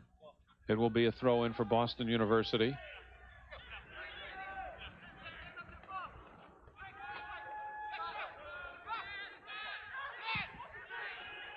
Well, Micah Manilow obviously unhappy about the way this one is going. And Manilow thought he should have had the throw in on the play. Now discussing it with the referee. The throw in goes to Harvard. Well, referee Brefield has let them play, Scott. We've seen a lot of body contact tonight. He's letting them play. He's not going to decide this game. He's going to let the players decide it on the field. Paul Baverstock. And again, Rajbali is offside. The second straight time downfield, and maybe Boston University is a little concerned about the way that Harvard has moved downfield the last couple of times, because they've pulled up the defense the last couple of times down and caught Rajbali offside. Well, Rajbali is not used to playing forward. Normally a midfielder usually has a lot of space to run into. He really has to adapt to the backfield players of Boston University pushing up. Rajbali has been caught offsides 2 or 3 times. 16.5 minutes to play. Certainly, when you're not used to playing back there, you don't know what to look for on that offside trap.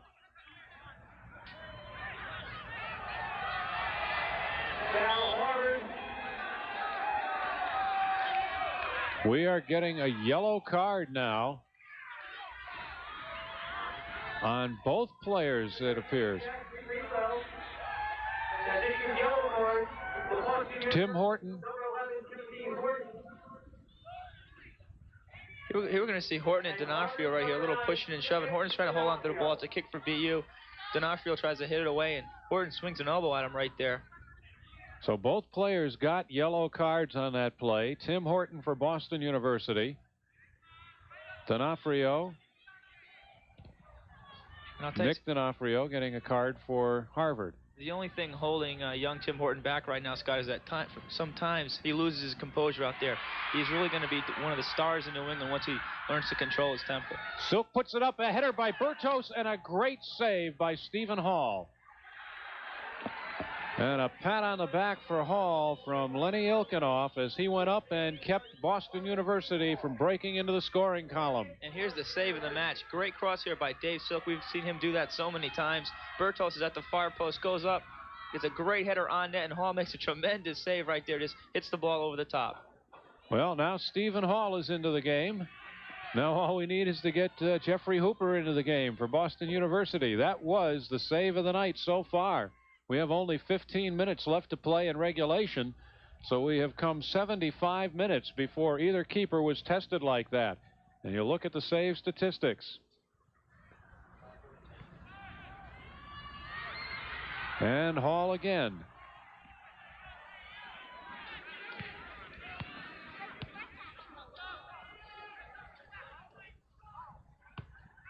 Shots on goal. Boston University double that of Harvard.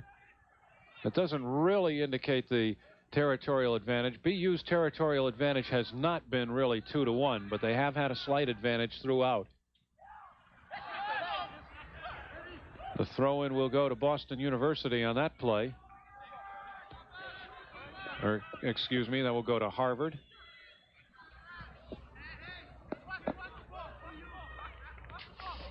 This is D'Onofrio in the corner, and again Harvard gets the throw in.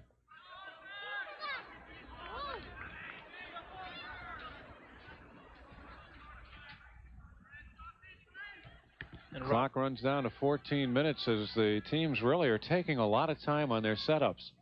I think Harvard realizes the importance of this one. 14 minutes left. Robert Bonney is going to try and throw that ball and drive it right in there, just like a corner kick, to hopefully head it in. Header by Bertos away from the area. This one will get over the goal line.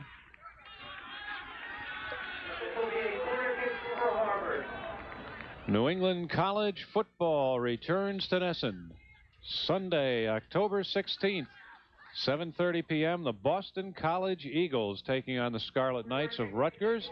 Boston College Eagles football, a presentation of NESN. Setting up the corner kick for Harvard. F.J. Gould, senior out of Needham, Mass. Pops it up in front.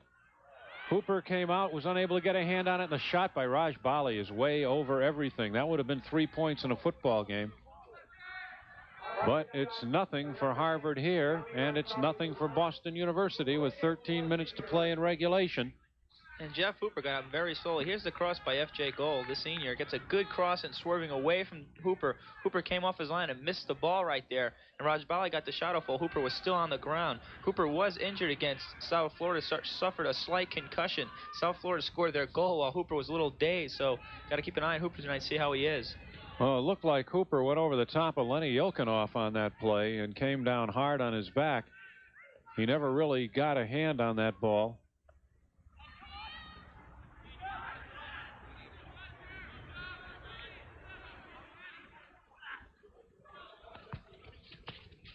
Looking for Emanilo, cleared away from him by D'Onofrio. Nick Gates puts it downfield, and just to point out one more time, Gary, here comes Harvard. Harvard looking pretty good on this setup. D'Onofrio, he's got Kramer in front, takes the shot wide. Might have been wise to put it in the area where he had Kramer already there, and he had Raj Bali cutting in. And while we're talking about forwards, we have not seen any return by Derek Mills in tonight's game. You look at Nick D'Onofrio. So Derek Mills, obviously, he did re-injure himself, and it was not a case of just needing to rest it a little bit and then come back in. So Harvard continues to try to fly on a wing and a half here. Well, Mills not in the Harvard lineup, Scott, would be like BU playing without Emanilo, UConn playing without Donegan. He really is their top scorer, really makes things happen up front. They're really going to miss him. Well, we had talked earlier to Mike Getman about the possibility of Mills sitting out the rest of the season, and that's something that they would rather not have to do. But if he's only going to be able to see 6 or 7 minutes of action per game, maybe it would be the best thing for him. Obviously, an injury like that, they don't feel it requires surgery, so obviously rest is the thing. Harvard with a free kick here, again in a dangerous area. Putting it up in front, headed away by Verhagen, and out by Butler. Another nice steady play by Greg Butler. Well, Butler was a high school All-American at the Broomfield School. Led his team to 86 and 87 Mass Division II state championship as well. Horton being pushed from behind, or Emanilo being pushed from behind. Breaks away around Ornelas in a foot race with D'Onofrio. D'Onofrio moving inside Mike Emanilo. D'Onofrio showing a little bit of speed there.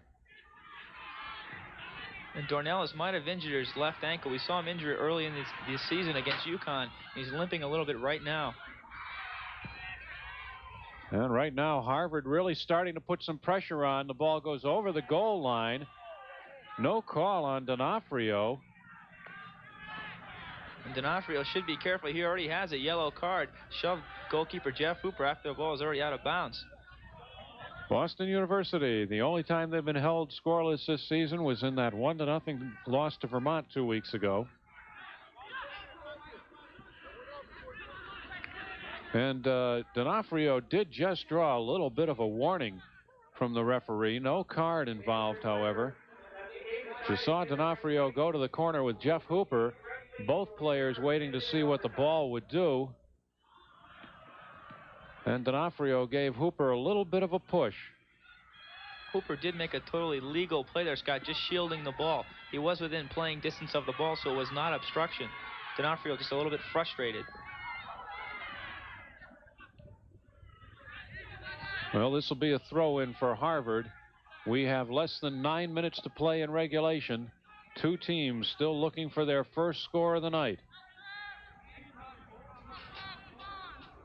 Very much like the situation we saw in the late stages now at Brown in our last game, where we're pretty much in a sudden death situation if somebody should score before the end of regulation. Of course, if nobody does score before the end of regulation, we'll have another 20 minutes of soccer to play.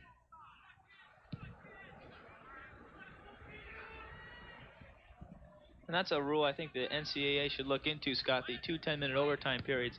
I think that the teams, after playing 90 minutes, should just have the game end right there. 90 minutes, that's it. Tie game, go shake hands, and that's it.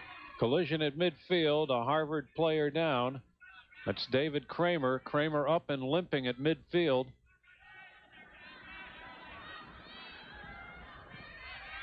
Manilow gets around one defender, settles the ball. Now tries to put it up in front, unable to connect with Horton, and here comes Harvard. Nice play by Buckmeyer back to Horton. Horton looking for some room around the corner, tries to get around Bonney. He does, into the area, puts it in front, shot by Buckmeyer, goes high. And I think that hit off the top of the football crossbar. Robert Buckmeyer with a shot on a nice play by Horton. And BU really throwing everything forward right here. Horton, a left back, coming forward with a great run. He's going to get the ball to Buckmeyer, the sweeper. 2 great runs here. Buckmeyer just deflects off Mike Bertos. I believe the ball would have went in if Bertos was not there. Very unlucky there for the Terriers. Up over the net, and Boston University misses on a golden opportunity with 7 minutes to play in regulation. And we are still scoreless. So really, Stephen Hall starting to see a lot of action now in Harvard net. At the other end, however, Jeff Hooper really tested a couple of times, but he hasn't really faced the kind of firepower so far that Hall has. Boston University lining up another attack. And again, they go to Horton. Puts it up in front, headed away by Gates.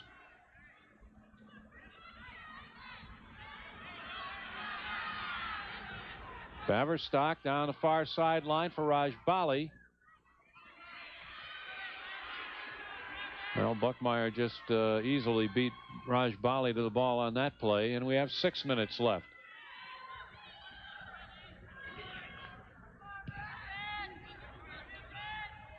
And BU is really pushing forward right now, Scott. They want to get that goal to put them ahead right here. I don't think they want to go to overtime tonight.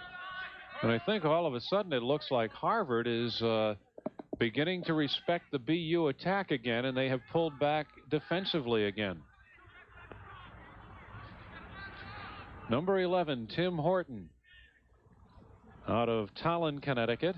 E.O. Smith High School in Storrs, Connecticut, which really shares campus area with the University of Connecticut.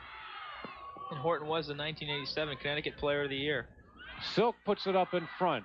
Headed away by D'Onofrio and cleared out by Baverstock. Rajbali far side. The ball goes out. Throw in Boston University. And BU is coming very close to scoring right now, Scott. Harvard has to be careful here. Again, Silk, and he's taken off the ball. He will, however, get a throw in deep in Harvard territory with just under 5 minutes left in regulation. He goes right to Manilow.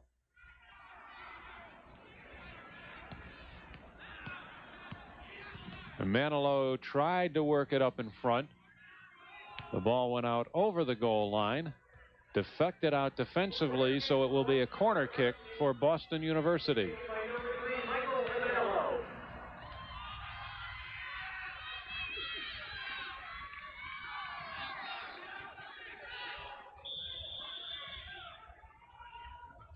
And Manilow pops it up. Went over the head of Zapata. It was cleared out over the goal line. And that one went off the head of Robert Bonney, so we'll get another corner kick for Boston University. What are all these hand signals, Gary? Am I missing something? No, the BU is getting ready to make a substitution in the game, and it looked like they were going to do it on the last corner kick, but he has not made his way into the game yet. Oh, Micah Manilow tried to spear a header toward the goal and just missed connection on that. Verhagen pops it up in front. Cleared away by Gates.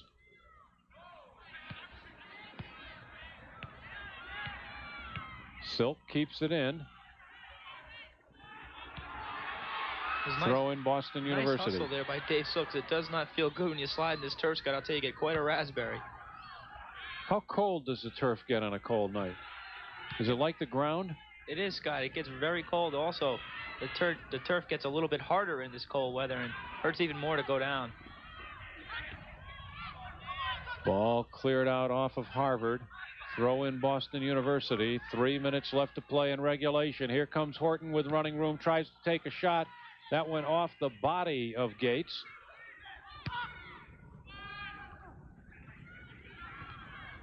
And BU is doing all the attacking right now, Scott. Harvard really can't get the ball out of their own end. A lot of pressure by BU the last 5 or 10 minutes. And this will be another throw in for Boston University. No, it won't. Now we get it going the other way.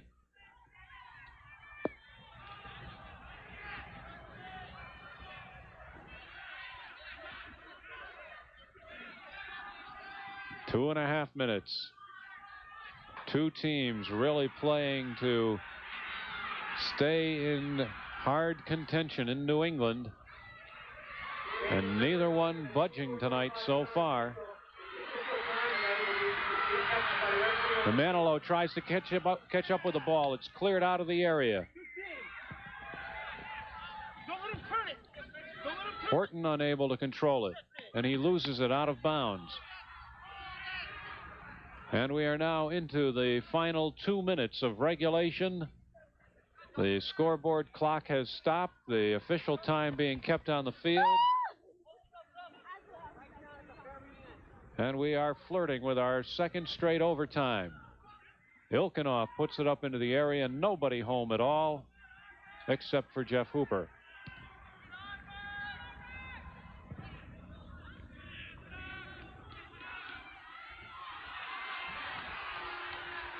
Clear out by Gould on the play.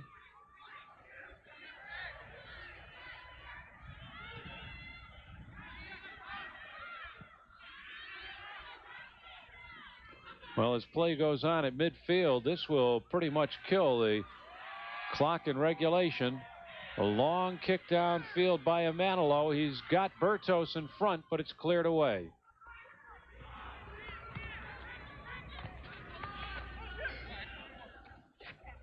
Nobody. Whoa, Nick Gates almost with a handball.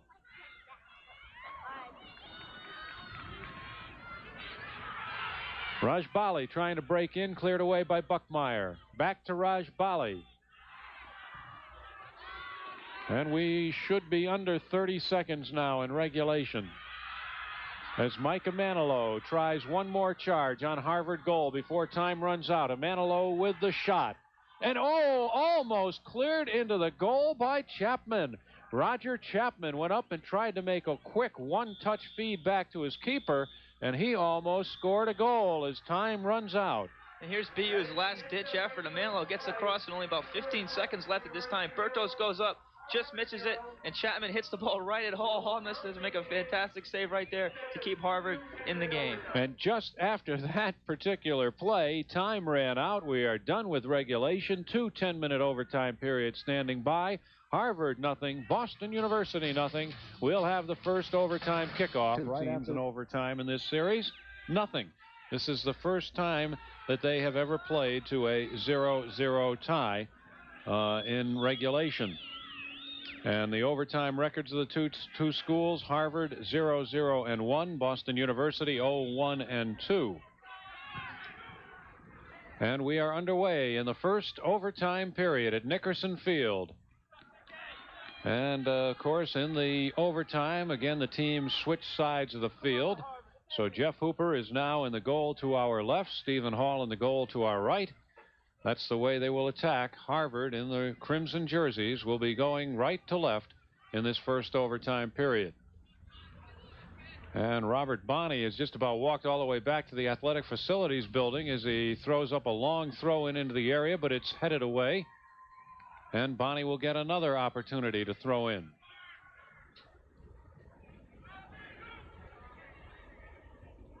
And you see how deep he gets, looking for every bit of running room he can. Puts it up. He was looking for the head of D'Onofrio.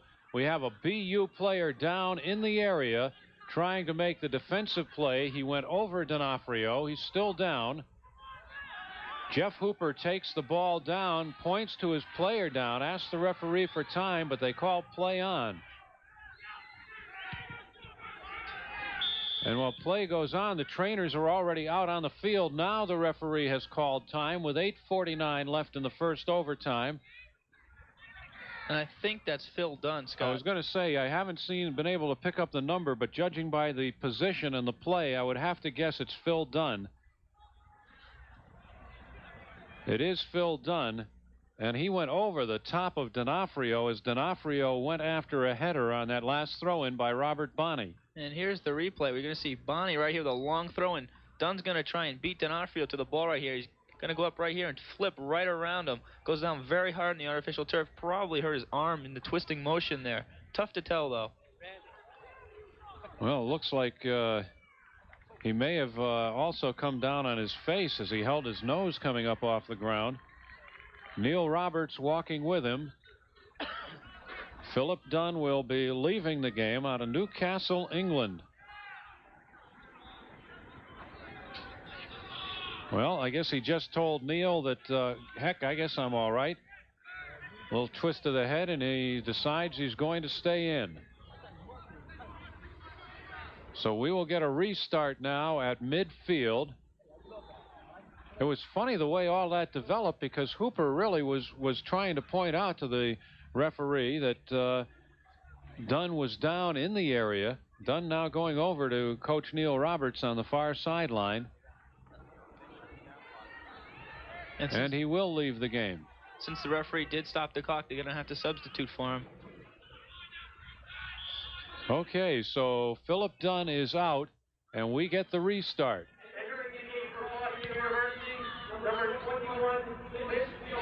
Vince Spielman, number 21, in for BU out of Tampa, Florida.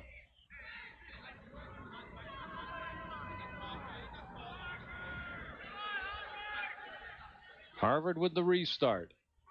And they have not restarted the clock, the field clock, so we don't know what the official time is. Now they just restarted it. But that time can't be official because the initial restart at midfield came at 8:49. So did this second restart. So somewhere there's about 30 seconds missing on the clock. Well, the referee does have the official clock on the field.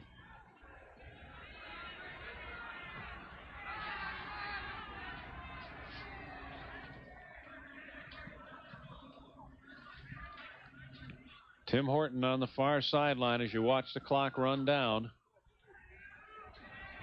Horton setting up for the throw-in.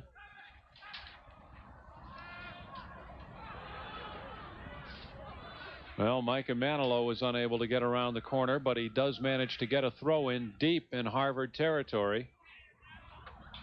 Into a Manilow in the corner, turns, puts it up in front, but it goes over the goal, behind the net. And a goal kick now for Harvard. There's your score. We are in the first overtime. We have about 7 minutes to play in the first overtime. And, of course, there will be a second overtime no matter what happens here. And there's I suppose you could say, a potential Terrier someday, working as a ball boy on the sideline.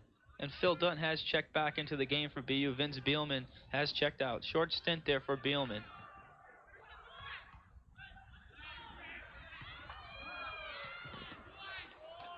Looking for Bertos in the corner, and the ball goes out. Point to the front of the net. Goal kick, Harvard. When you get to this stage of the season, Gary, I think that teams probably tend to substitute a little bit less because they've had an opportunity to see various combinations at work, but also when you've played this much of a season, your fitness level is higher. You're more prone to go 90 minutes.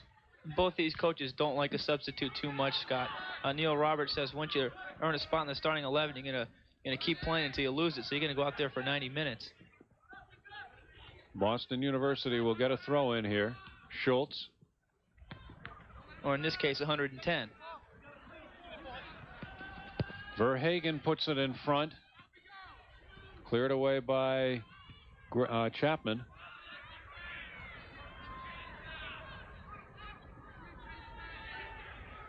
Robert Buckmeyer for Imanolo. Cleared away from him by Dornelis.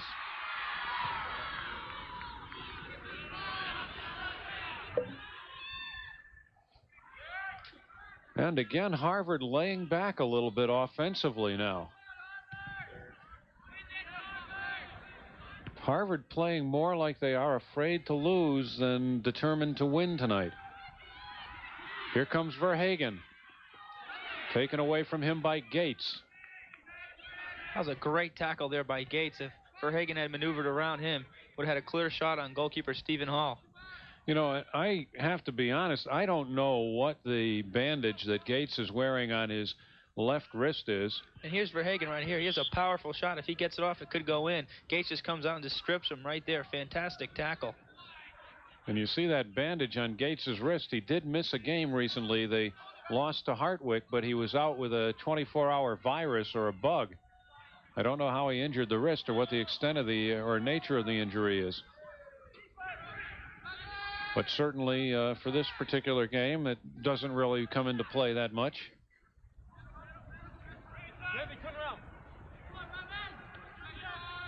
But you can add the name, I guess, of Nick Gates to that walking wounded list for Harvard. Mike Getman really, as he talked to us about this before the last game, has not been too lucky with the health record this season.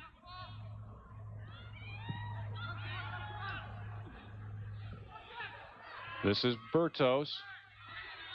Taken away from him by Gates. Long feed downfield. Rajbali is there, but so is Robert Buckmeyer.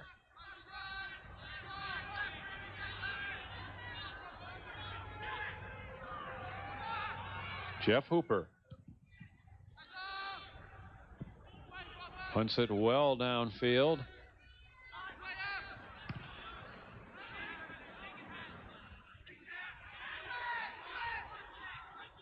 And Manilow pops it into the corner for Verhagen. He's unable to get there. Gates clears it out.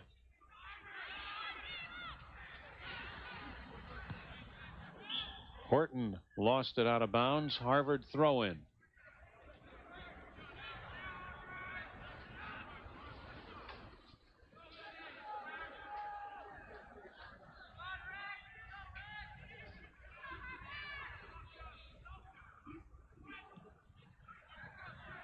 Mike Imanolo. Imanolo has Zapata cutting to the corner. Imanolo goes back toward midfield. That time it was cleared away by Bonney. Harvard playing very well defensively, but that appears to be the way they want to play it now. They're stopping Boston University pretty much cold at the top of the area, but Harvard not setting up much of an attack themselves. And that's the hardest portion of the game to develop, Scott, is the attack. And Harvard has struggled all year in the attacking third. This could be due to the fact that they have had a lot of injuries. Here's Tim Horton with the ball. He's going to try and go around D'Onofrio. D'Onofrio just gives him a little hip check right there. And D'Onofrio should be careful. That's his second foul after he already has a yellow card. One more yellow card, he will be ejected. Well, Boston University tried to set something up off a long restart, but Harvard cleared it back downfield. Again, it was Gates on the clear. BU on the throw into Imanolo in the corner. And it goes out over the goal line. We have less than 2 minutes to play in the first overtime period, as Boston University will look for the long throw in. Buckmeyer puts it up. Batted away by Hall.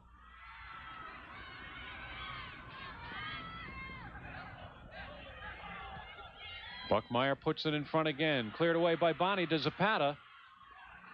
Out to Buckmeyer. BU maintaining possession. Buckmeyer shoots it wide.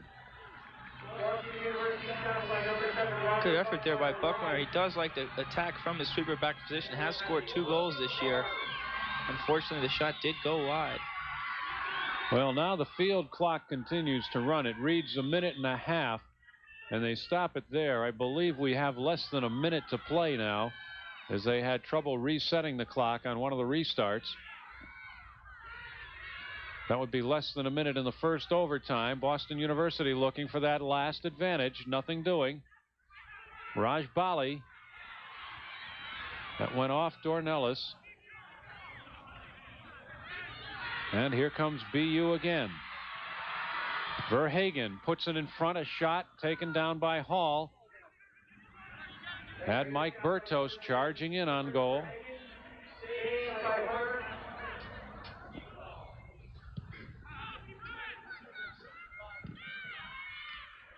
Time about to run out in the first overtime period.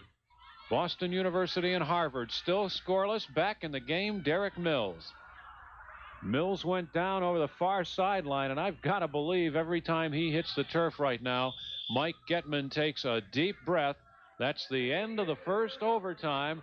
Harvard and Boston University still in a scoreless tie. We'll have the kickoff of the second overtime right after this timeout. And Boston University in a very big New England college soccer matchup as they are in a scoreless tie. Boston University has really taken the territorial advantage in the overtime. Harvard has gone into pretty much of a defensive shell. And Dornelis just clears it back to Hall. Again, the switch of the ends of the field. Now Hall for Harvard in the goal to our left. Hooper for Boston University in the goal to our right. And BU just seems to be out hustling Harvard right now, Scott. They're winning most of the 50-50 balls and putting a lot of pressure on the Harvard backs. Well, this is Nick Gates, who has really been the defensive mainstay this evening for Harvard, as he again clears the ball away. Harvard relying very heavily on the defense this evening. Greg Butler.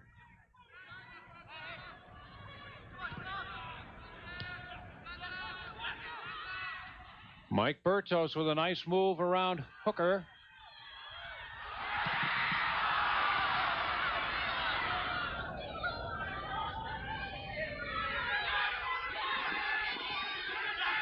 And again, the defense just rejecting Boston University. But as you see the play come back downfield, very little offense for Harvard. And here's Mike Bertos, a nice spin move around Bonnie, gets the cross in. Tim Horton's going to come in right here, whiffed by Derek Mills, and Horton just snuffed there by Roger Chapman. Nice play there by Chapman. You know, and when you get normally when you get a deflection like that in front and the ball comes back out of the area, you like to set up a quick counterattack. But Harvard has not been doing that, Gary. As the ball comes back downfield, you see very little on the attack by Harvard, relying very heavily on their defense. 8 minutes to play now.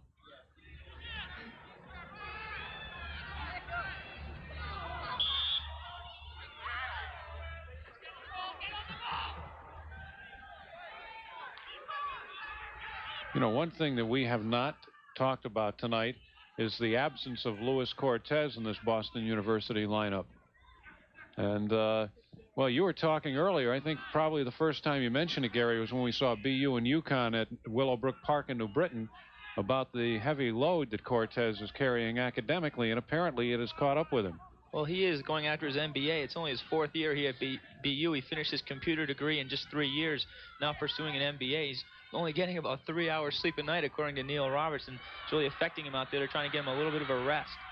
Verhagen rejected on that attempt to get into the area by Gates. Silk goes to the corner, puts it up, and it goes over the top of the goal.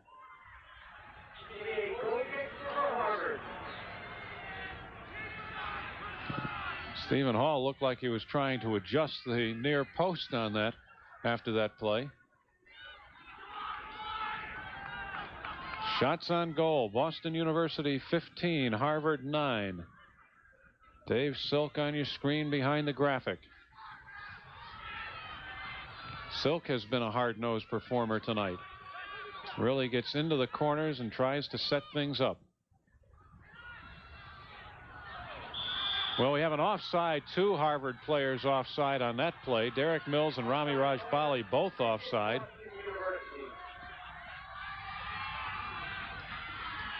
So when Harvard does show some aggressiveness on offense, they get caught in the offside trap again.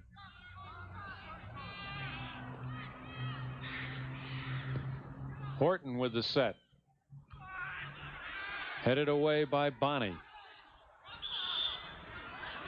Over the top called against Phil Dunn.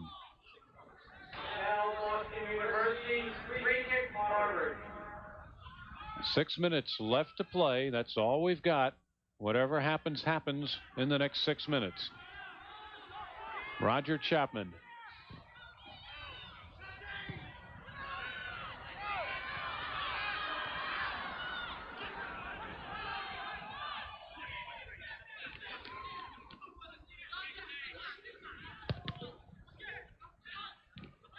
Lenny Ilkinoff with his opposite number, Butler. And Butler called. Boston University with the free kick. Mike Imanolo. And Imanolo just ran that right play right into the defense.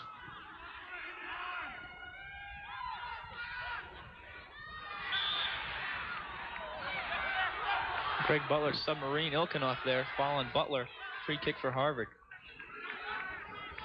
Roger Chapman. We're under 5 minutes now.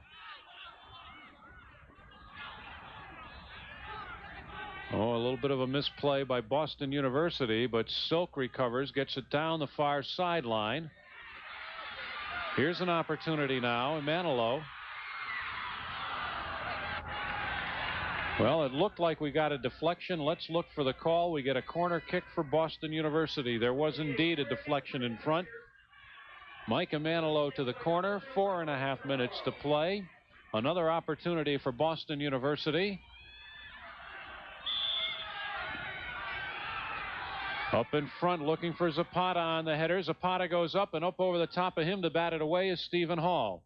And the referee blew his whistle before the corner kick. Looks like Neil Roberts wants to have a word with the referee. And Mike Getman as well.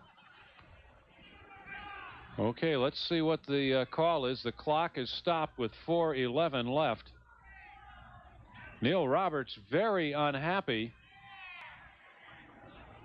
Apparently what he blew the whistle for, now what Mike Getman apparently is saying is that he should have had an opportunity to substitute his player. He was looking obviously to get Gian Dornelis out of the game. Looked to me like that was Lewis Lyons trying to check in. He's a defender for Harvard. And Lyons is holding the number 2, which would be Dornelis' number. And this is what Mike Getman is arguing about. Now he wants the substitution. And we almost, Lyons in his hurry to get in almost broke the new rule.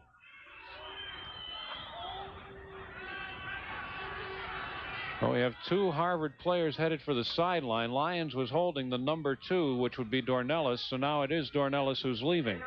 And Dornelis is limping a little bit, Scott. He does have a sore left ankle. Now we're going to start this all over again from the corner kick with 4:11 left. They looked for the head of George Zapata last time. Zapata is right in front of the goal. Bertos out in front too. Buckmeyer on the keeper. Up in front, Bertos with the header. Right at the feet of the keeper. 2 good saves by Hall and a score. Wait a minute.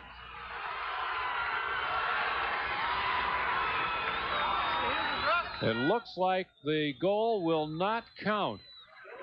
No goal called by the referee. And this will be a free kick for Harvard now. And here's the corner kick by Imanolo. We're going to see a BU player get a head on it. Bertos goes up, gets a great header right there. Hall in the right place, the right time. Zapata gets a nice header right there. And it seems to head the ball in right there. He might have gotten a hand on it. Tough to tell from that angle. Hard to tell, and it didn't look like there was anybody in contact with the keeper, Gary. I think the only thing in question is if Zapata got a hand on it. Here's the cross. We're going to see Mike Bertos go up right here, get a nice header on goal. He beat Connecticut in a similar play, or tied Connecticut. It's a good header. Hall can't hold on to it. Makes a good save there on Zapata. Zapata comes in. And it might have got a piece of his hand. It's awful tough to tell from that angle. Well, Jack Breitfeld immediately ran in, spotted the spot for the ball for the free kick for Harvard, and said no goal. So there we had it with 3.5 minutes to go. The best opportunity so far for somebody to break away from this scoreless tie. What if it ends like this, Gary? I mean, the impact of this, now you'll have both teams still with only 2 losses in New England, and another header on by Bertos. This time an easier opportunity for Hall, who clears it away. But you will have these 2 teams with another tie on their record. Raj Bali tries to shoot it over Hooper. Hooper really did a nice job of holding his ground and getting his hands up so that Raj Bali could not get the ball over him. And that was Hooper's first real test of the game. He made a fantastic save on there on Raj Bali. Raj Bali extremely fast. BU got caught up there. BU players got caught up field. Raj Bali, amazing speed, comes in on Hooper. Hooper comes out, makes a tremendous sliding save. They're about 18 yards away from the goal. And Robert Bonney will look for the long throw-in. Up into the area. And Hooper himself went up, and he headed that ball away. We'll get another throw-in for Harvard. Anyway, teams like UConn, Yale, I'm sure we're looking at this game. Bonney with the throw-in. Still anybody's ball up in the air. D'Onofrio tried to get it toward the goal. And Mills unable to catch up with it. I don't think this game will affect the New England rankings too much, Scott. Here's the long throw-in by Robert Bonney. Hooper's going to come off his line right here, try and get a fist on it. Gets a fist on it right there, but then grabs hold of D'Onofrio and sort of shoves him to the ground right there. Hooper should be careful this late in the game. That could have been a foul there inside the penalty box. And a corner kick now for Harvard. Up in front, way over everything. And again, the narrow width of this field taking its toll on the Harvard corner kick as we have less than 1.5 minutes to play. As I was saying, Gary, Yale, UConn, teams like that looking toward this game tonight, waiting to see if somebody might get knocked out of contention, and it doesn't look like anybody will. No one's going to be knocked out in a 0-0 tie, Scott. It might be a little bit worse for BU because they are the higher-rated team. They are 3rd ranked. Harvard is 5th ranked. But as you say, I don't think this game's going to have much of an impact on New England. Not as much as we expected before the game, anyway. Well, that's for sure. That's for sure. We were really talking like an odd man out situation, but there is no odd man here tonight, as it looks like these 2 teams are just about to battle to a 1-all or to a scoreless tie. We are just waiting for the final seconds to tick off on the official clock being worn by Jack Breitfeld on the field. Horton puts it in front. Oh, and a clear by Chapman. Almost another opportunity. Boston University with a corner kick coming up. They'll have to hurry. Time is just about to run out. And a substitute now. Harvard calling for a substitution. This will probably kill the clock before Boston University gets an opportunity to get this corner kick up. And here's the strategic substitution coming into play that we talked about at the beginning of the year when we discussed this new rule. And Harvard's just hanging on for dear life right now, Scott. BU putting a lot of pressure on right now. Sort of a bit unlucky, actually, this evening. BU does get the kick up, but it's headed away by Dornelis. Jack Breitfeld looks at his watch on the field. Time running out. Boston University again trying to get set up quickly. Buckmeyer with the throw-in. Goes long to the area. Headed up in front. Hall comes down with it. Punts it out. And I would have to believe that we are just about out of time. Gates clears it back to Hall.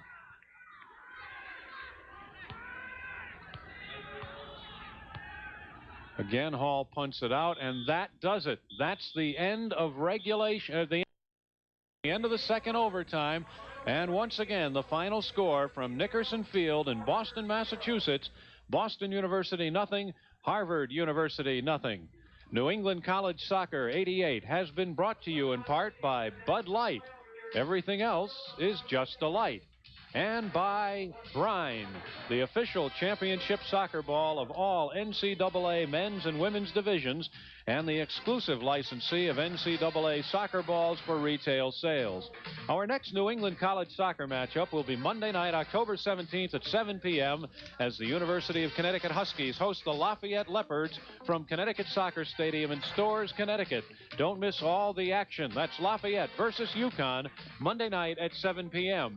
And be sure to join us this Saturday, October 15th, for exciting New England College football as the University of Connecticut Huskies travel to Amherst, Mass. to battle the University of Massachusetts Minutemen. That's UConn and UMass this Saturday, October 15th at 7 p.m. New England College Soccer 88 has been an exclusive presentation of NESN, your New England sports network.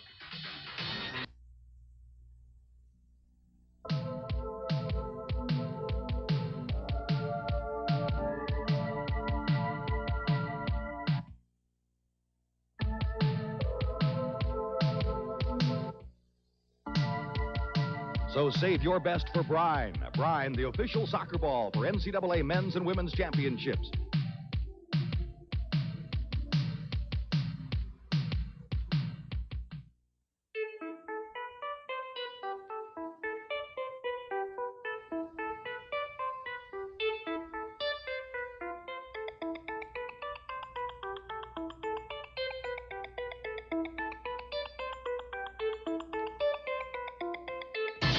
The planet's most popular game may be New England's best-kept secret. Catch 20 New England college soccer games, plus the Big East Soccer Tournament on NESN this fall.